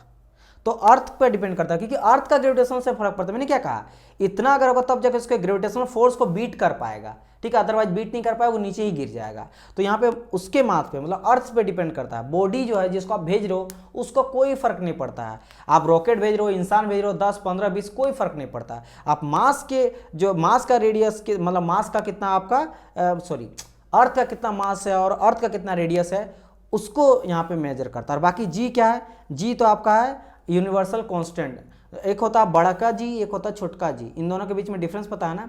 ये जो होता है ना ये कांस्टेंट रहता है दुनिया के हर जगह, दुनिया नहीं मतलब समझ लो यूनिवर्स में कहीं भी चेंज ही नहीं होता है, ठीक है। एक यूनिवर्सल कांस्टेंट, इसीलिए नाम ही पड़ा इसको यूनिवर्सल कांस्टेंट। जबकि जी जो है ये वेरी करता है प्लेस टू प्लेस, अर्थ में कुछ, इसलिए जी का वैल्यू जब आप मून में जाओगे तो 1/10 हो जाएगा, जितना भी आपका वजन है वहाँ पे 1/10 हो जाता है। लेकिन ये जी मून जाए, हिमालय जाए, पृथ्वी जाए, या फिर चंद्रमा जाए, या फिर सूर्य ग्रह जाए, या फिर अदर प्लैनेट चल जाए, इसका वैल्यू कभी भी चेंज नहीं होता, वो यूनिवर्सल कांस्टेंट होता है, ठीक है। और ये होता है एक्सेलरेशन ड्यू टू ग्रेविटी वाला कांस्टेंट, ठीक है। तो ये चेंज होते रहता है। चलिए, ये सिर्फ अगर बात करेंगे वही अर्थ में भी चेंज होता है, पोल पे आप जाइएगा तो भी चेंज होता है।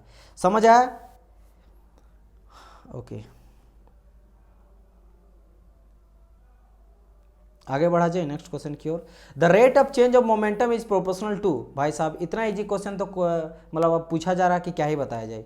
ये 2017 का सेकंड शिफ्ट में क्वेश्चन है, बताइए कितना इजी पूछा गया है। 2 मार्च को पूछा गया था कि rate of change of momentum क्या कहलाता, बताइए। Rate of change of momentum याद करो, बहुत बार बताया, फोर्स से निकलता है rate of change of momentum.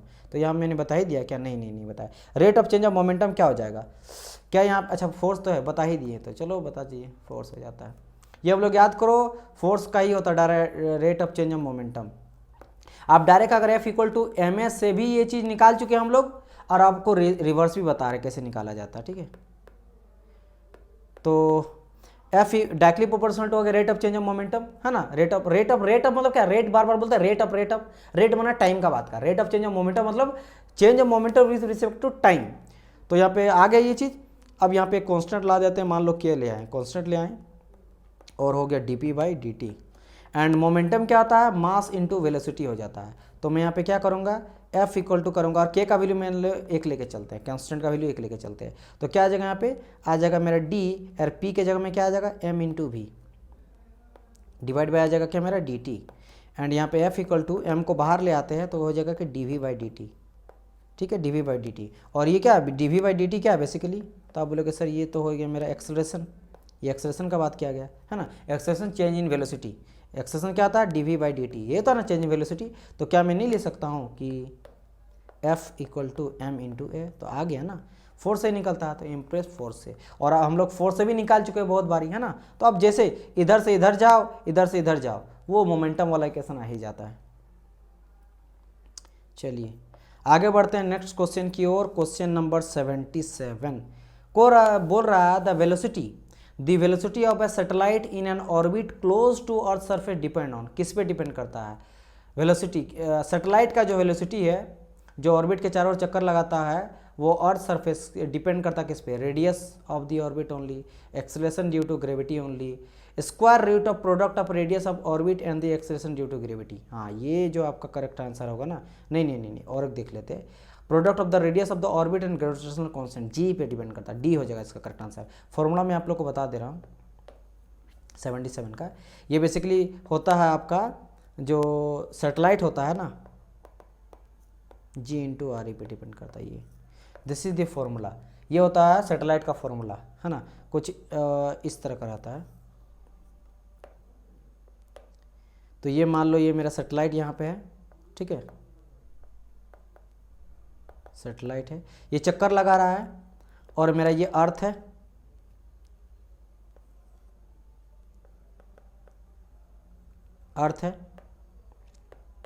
तो यहाँ तक का डिस्टेंस मान लो यहाँ पे आर ई है, ठीक है, ये मेरा आर ई हो गया।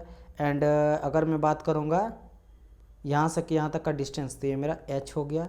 और ऑर्बिट यहाँ से लेकर यहाँ तक बोलते हैं हम लोग ऑर्बिट।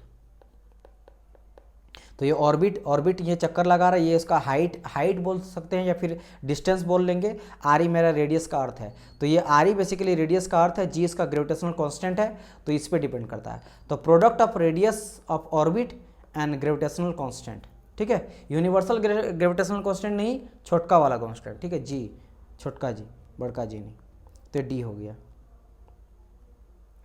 अच्छा, एक चीज़ मैं बता देता हूँ यहाँ पे, एक चीज़ बता देते हैं। जो मैंने यहाँ कहा ना कि अगर बात करेंगे हम लोग ऑर्बिट का निकालेंगे रेडियस, तो ऑर्बिट का रेडियस निकलता है अर्थ का रेडियस प्लस एच से। ये बहुत ज़रूरी था, मुझे याद आया अभी, ठीक है।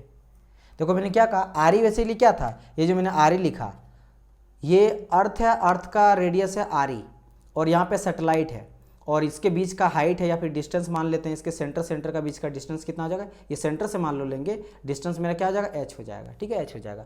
तो अगर मैं बोलूँगा कि मुझे बताओ ऑर्बिट कहाँ से जितना चक्कर लगा रहा है, ये जो चक्कर लगा रहा है यहाँ से तो यहाँ तक का, ठीक है, तो ऑर्बिट मतलब ऑर्बिट का क्या हो जाएगा, एक सेकंड, रेडियस ऑफ ऑर्बिट क्या हो जाएगा, रेडियस मेरा आ ही नहीं रहा दिमाग में, है ना, मतलब मुंह में नहीं आ रहा है।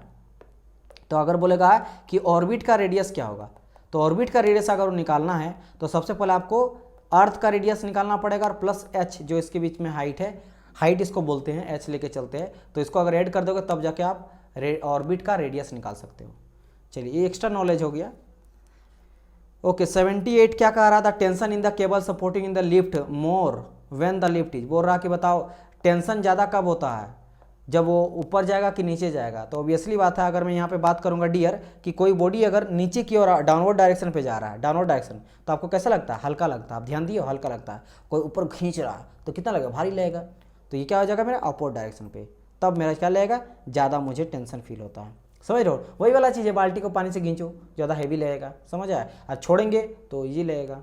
तो यहाँ पे डी करेक्ट आंसर हो जाएगा। ये भी सेम वही वाला कंडीशन है, फिर से मैं बता देता हूँ, चलो एक बार रिवीजन हो जाएगा। ये लिफ्ट है, क्या क्या चीज़ें जानते हैं, फंडामेंटल चीज़ें बोलो फटाफट।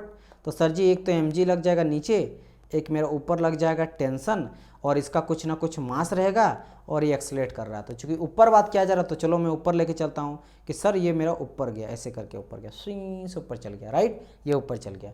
अब मेरा यहाँ पे बात आता है कि सर इसका इक्वेशन कैसे लिखेंगे, तो t माइनस आ जाएगा mg माइनस, उससे तो मैं बता चुका था ना, अभी जस्ट मैंने बताया था ना शायद, कि यहाँ पे क्या बोलेंगे, ऊपर की ओर क्यों जा रहा है सर जी, क्योंकि ऊपर का पावर ज़्यादा है, टेंशन ज़्यादा है, तो किससे, आपके mg से, और उससे मेरा कुछ वैल्यू बचा है जिसके चलते वो एक्सेलेटर करके ऊपर जा रहा है, एक्सेलेरेशन ऊपर हो ही रहा है, तो इज इक्वल टू m है। तो यू नो दैट, ये तो मैंने बता ही दिया है ना।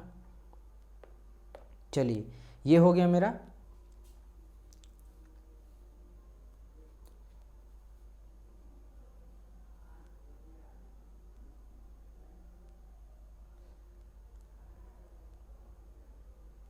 ठीक है चला जाए।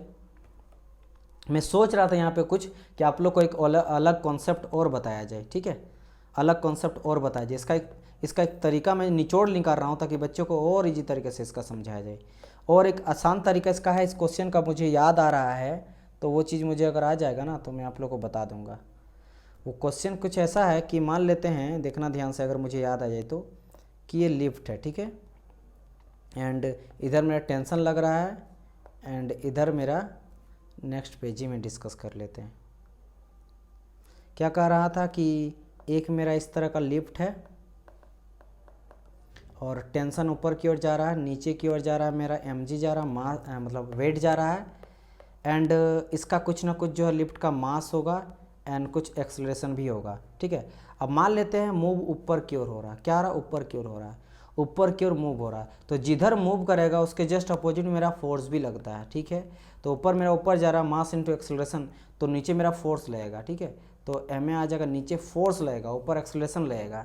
तो अगर मैं यहाँ पे बोलूँगा t is equal to M G plus M A, तो ये मैं क्या कह रहा हूँ कि भाई जब t लग रहा है ना, टेंशन ऊपर की ओर आ जा रहा है, तो एम ए नीचे की ओर आ रहा है, ठीक है, मूव कर रहा है तो अपोजिट डायरेक्शन में। ये भी एक ट्रिक है, अगर आप बच्चा समझ आएगा तो मैं बस ये समझाने का ट्राई करा कि ईजी से ईजी तरीका। देखो इसमें मैंने क्या करा, लिफ्ट मेरा है, ठीक है, और लिफ्ट मेरा है, तो मैं यहाँ पे ना न्यूटन थर्ड लॉ को लगाया और थोड़ा सा आप लोग को समझाने के लिए समझा रहा हूँ कि मान लेते हैं एक्सेलरेशन और एक्सेलरेशन ऊपर की ओर जा रहा है, मूव तो ऊपर ही कर रहा है, तो बोलेंगे सर फिर आप ऊपर भी एम ए नीचे भी एम ए, ऐसा क्यों कहा, तो ऊपर एक्सेलरेट कर रहा है, मोशन कर रहा है ड्यू टू एक्सेलरेशन के चलते। लेकिन किसी भी बॉडी में क्या मैंने कहा, न्यूटन थर्ड लॉ क्या कहता है, every action is equal and opposite reaction, तो अगर उस डायरेक्शन पे जा रहा तो नीचे डायरेक्शन में भी लगेगा, सेम मेरा फोर्स लगेगा, तो मैंने उसको माना क्या, एम ए माना, और ऊपर मेरा मतलब ऊपर मेरा मोशन कर रहा है तो नीचे मेरा फोर्स लग रहा है। अब हमको इसको सिंपल बैलेंस करना है, तो नीचे में क्या मेरा आ रहा है, एम ए आ रहा है, और यहाँ पे क्या है मेरा एम जी है। तो अगर मैं टी ऊपर जा रहा है तो टी दो गो ऊपर जा रहा है, नीचे दो गो जा रहा है, तो टी ऊपर गया और नीचे क्या है, एम जी भी नीचे और एम ए भी नीचे, यानी कि टी इक्वल टू हो जाएगा M G plus M A. तो इस तरीके से भी आप इक्वेशन बना सकते हो। ये वही था टी, उधर अगर मैं माइनस कर देंगे एम जी को तो हो जाएगा टी माइनस mg=ma, तो वही से यहाँ पे निकल गया। बस यहाँ पे ध्यान रखना है कि लेना क्या है, फोर्स लेना है, फोर्स को कंसिडर करना है। और फोर्स को किधर कंसिडर करना, जिधर भी मूव करेगा जस्ट अपोजिट डायरेक्शन में कंसिडर कर लेना, और बाकी ऊपर जा रहा तो उसको अलग डायरेक्शन में ले लो और नीचे उसको अलग direction, this is equal to this, बस हो गया। तो ये भी एक ट्रिक है जिससे आप याद रख सकते हो, ठीक है। तो ये तरीका मैं आप लोग को बताना चाह रहा था। तो ये भी एक कॉन्सेप्ट है समझने का।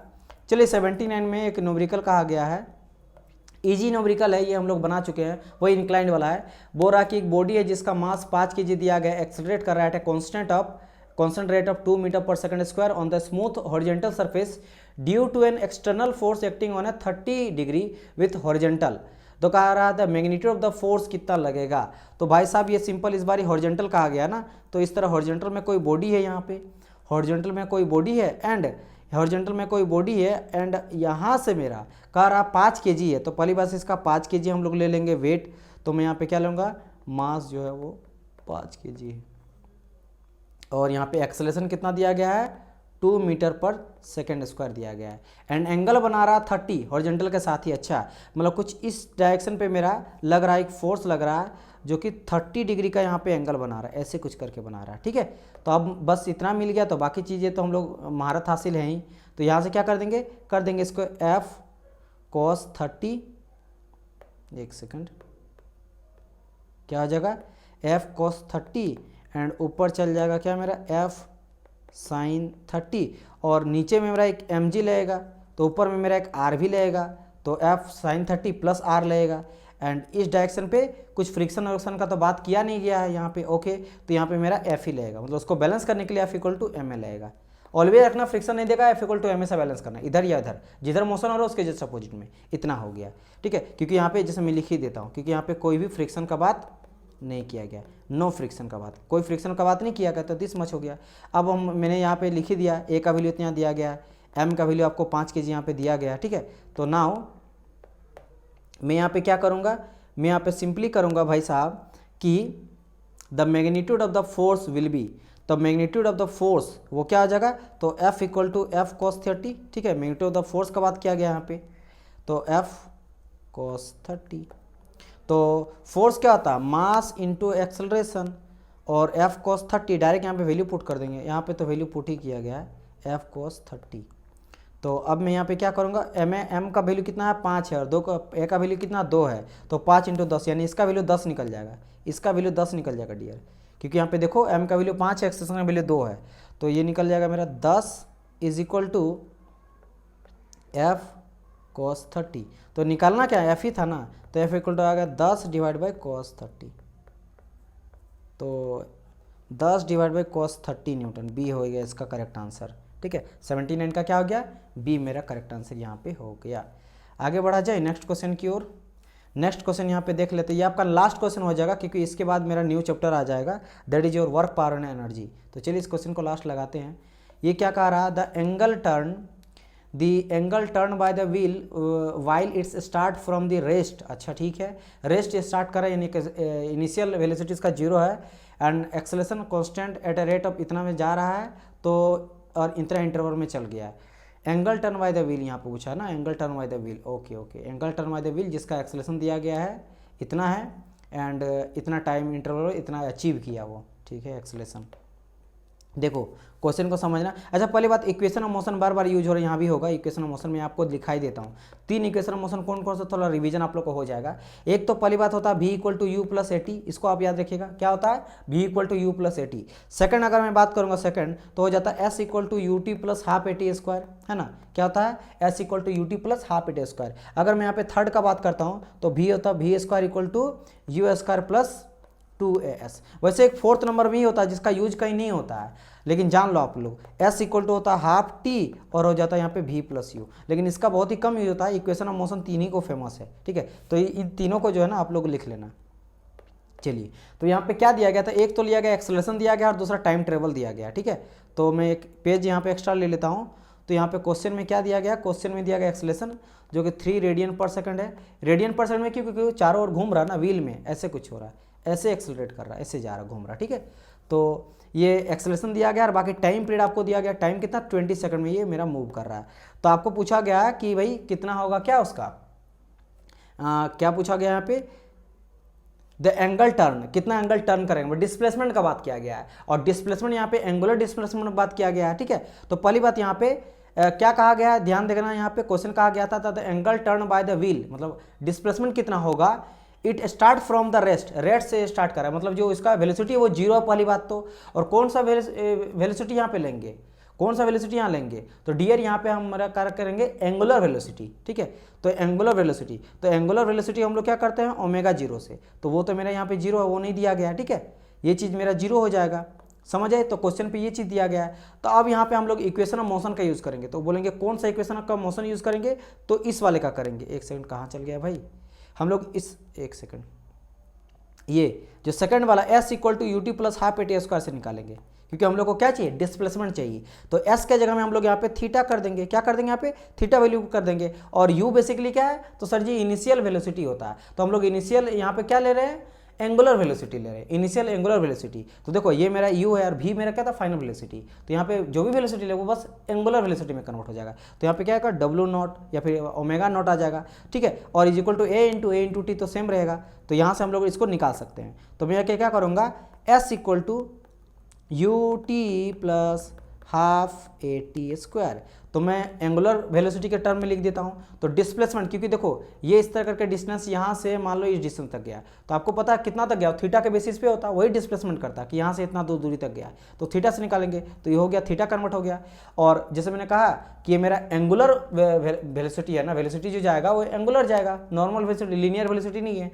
तो एंगुलर वेलोसिटी ओमेगा से दिखाते हैं, तो ये हो जाएगा मेरा ओमेगा जीरो, ठीक है, एंड टी तो टी आ जाएगा, एंड बाकी हाफ एक्सेलरेशन और इंटू एस स्क्वायर।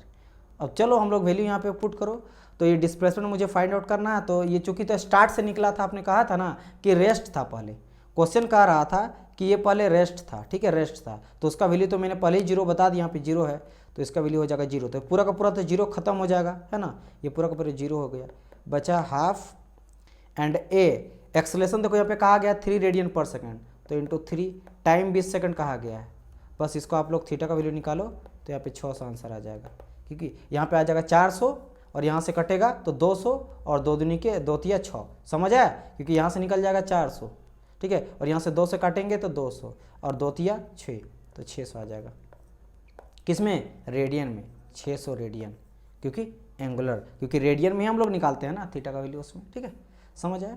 तो करेक्ट आंसर 600 क्या है कि नहीं, 600 रेडियन। चलिए ये क्वेश्चन था। अब हम लोग का न्यूज़ चैप्टर कल देखने को मिलेगा, वर्क पावर एंड एनर्जी। देखो यहाँ पे वर्क पावर एंड एनर्जी देखने को मिलेगा, जैसे कि फर्स्ट क्वेश्चन यहाँ पे दिया गया है, ठीक है। चलिए तो ये हम लोग नेक्स्ट क्लास में लगाएंगे। आई होप सो क्लास आप लोग को एंजॉयमेंट लगा होगा, एंजॉय नहीं लेकिन आप फ्रूटफुल बहुत ज़्यादा रहा, बहुत ही इंपॉर्टेंट चीज़ों के बारे में डिस्कस हम लोग किए, क्वेश्चन लगाए, न्यूमेरिकल लगाए, थ्योरेटिकल लगाए, थ्योरी में आप लोग को कराया, न्यूमेरिकल से रिलेटेड बहुत सारी चीज़ें बताया, इंपॉर्टेंट थ्योरी वगैरह बताया, ठीक है, कुछ इक्वेशन ऑफ लॉ बताया, मतलब हर वो चीज़ मैंने कंप्लीट, मैंने कहा ना जो चैप्टर हम लोग पढ़ते हैं वो कंप्लीट मैं आप लोग को रिवीजन करा देता हूँ। जैसे वर्क पावर एनर्जी, तो ये कंप्लीट मैं आप लोग को चाहूँगा कि आप लोग को रिवीजन भी करा दो, साथ ही साथ एसएससी का प्रीवियस ईयर क्वेश्चन भी लगा लो और पढ़ भी लो। पढ़ाई तो वही होता है ना जो आप अच्छे से पढ़ो, ये नहीं कि सिर्फ क्वेश्चन लगाओ रटो। तो होप्स आप लोग को लेक्चर सही लगा होगा, और लेक्चर सही लगा हो तो आप लाइक कर देना, कमेंट करके बताना कैसा लगा। आप लोग का कमेंट बहुत मोटिवेट मुझे करता है, आप लोग का एक कमेंट मुझे ना 100 गुना ज़्यादा एनर्जी देता है कि आप लोग के लिए कुछ करें। तो प्लीज़ अगर अच्छा लगा तो कमेंट करिएगा, ठीक है, कमेंट यूट्यूब बॉक्स में कमेंट आप लोग करना, लाइक तो करना ही करना है। इसके अलावा हम लोग का फ्री लेक्चर क्लास चल रहा है, मैकेनिकल का sure selection batch for SSC JEE और आरआरबी जेई। वहाँ पे हम लोग यही जो आपका एसएससी जेई है और आरआरबी जेई उसके सिलेबस के अकॉर्डिंग हम लोग थ्योरी वगैरह पढ़ा रहे हैं, सिर्फ थ्योरी पढ़ा रहे हैं, क्वेश्चन वहाँ भी कराएंगे। इसके अलावा एसएससी जेई का गाइडेंस सीरीज चल रहा है, एंड गाइडेंस सीरीज में आप लोग को सभी वो वीडियो मिल जाएगा जो आपके लिए इंपॉर्टेंट है, लाइक एसएससी जेई का सिलेबस, एसएससी जेई में कितना वैकेंसी आया, एसएससी जेई का सिलेबस और एग्जाम पैटर्न क्या होता है, कटअप कितना जाता है, एसएससी जेई का सब्जेक्ट वाइज वेटेज क्या है, SSC JEE versus RRB JE में क्या डिफरेंस है, एसएससी जेई का बेस्ट बुक का बात कर रहे हैं हम, एसएससी जेई में नॉनटेक में कैसे 50 में 50 लाएं, जीके एंड जीएस में, रीजनिंग में कैसे लाएं, सबका वीडियो बना दिए हैं, जाके आप चेकआउट कर सकते हो। इसके अलावा अगर आपको प्रिपरेशन करना है एसएससी जेई का एंड आप पेड कोर्स चाहते हो तो आप पेड कोर्स भी ले सकते हो, इलेक्ट्रिकल, मैकेनिकल, सिविल तीनों के लिए टेक प्लस नॉन टेक दोनों आपको मिल जाएगा, टेक्निकल प्री और मेंस दोनों का मिल जाएगा यहाँ पे, ठीक है, प्री का भी और मेंस का भी मिल जाएगा, और साथ ही साथ आपको नॉन टेक्निकल का भी मिल जाएगा। नॉन टेक में चाहे रीजनिंग रहे, चाहे जीएस रहे या करंट अफेयर रहे, सबका आपको कंटेंट मिल जाएगा। साथ ही साथ यहाँ पे आपको टेस्ट सीरीज भी मिल जाएगा फ्री ऑफ कॉस्ट में। ठीक है। और आपको डेली, वीकली, मंथली भी आपको टेस्ट दिया जाएगा यहाँ पे, यानी कि वर्कबुक दिया जाएगा, प्रैक्टिस सेट किया जाएगा, पीडीएफ आपको जो पढ़ाया जाएगा उसका पीडीएफ भी मिल जाएगा, एंड 25,000 प्लस एमसीक्यू सॉल्यूशन मिल जाएगा, जिसमें SSC JE, RRB JEE, get one liner, ESC one liner, standard 25 लगभग 20 से 18 बुक सिलेक्ट किया गया है। जो भी मैकेनिकल का स्टैंडर्ड बुक है, सिविल का, इलेक्ट्रिकल का, मतलब सबका अलग अलग का बात करें, वो सब मिला के आप लोग को एक 25,000 का एमसीक्यू क्वेश्चन सीरीज दिया जा रहा है, जिसमें क्वेश्चन सॉल्यूशन साथ में रहेगा पीडीएफ के साथ, उसमें आपको फोटो के साथ समझाया गया है। वो काफ़ी इंपॉर्टेंट है, ये सब कुछ आप लोग को मिल जाएगा। अगर आपको ज़्यादा वीडियो के बारे में पता करना है तो एसएससी जेईई के पेड कोर्स से रिलेटेड एक वीडियो बना दिए हैं, चैनल के प्लेलिस्ट में जाकर चेकआउट कर सकते हो, कंप्लीट डिटेल पता कर सकते हो कि भाई आपको पेड कोर्स में क्या क्या मिलेगा, चाहे मैकेनिकल्स रहे या सिविल रहे या इलेक्ट्रिकल रहे। चलिए हम लोग मिलते हैं आगे। इसके अलावा एसएससी के अलावा हम लोग आरआरबी का भी, अगर आप आरआरबी का प्रिपरेशन कर रहे हो, चाहे सिविल से बात करेंगे या मैकेनिकल से या इलेक्ट्रिकल से, तो उसके लिए भी कोर्स है, रेलवे के लिए, रेलवे जेईई के लिए भी। एंड अगर आप सीनियर सेक्शन इंजीनियर का प्रिपरेशन कर रहे हो तो सीनियर सेक्शन इंजीनियर का भी जो है आपका आप पेड कोर्स ले सकते हो। यहाँ पे आपको प्री मेंस का मिल जाएगा कंप्लीट पेपर, मतलब video lecture, technical non technical दोनों, और साथ ही साथ आपका एसएससी, मतलब मैंने क्या कह रहा था, टेस्ट सीरीज भी आप लोग को मिल जाएगा, और साथ ही साथ 25,000 प्लस एमसीक्यू सॉल्यूशन, जिसमें SSC, RRB, GATE, ESC, state level JEE और स्टैंडर्ड बुक का भी सॉल्यूशन वहाँ पे मिल जाएगा।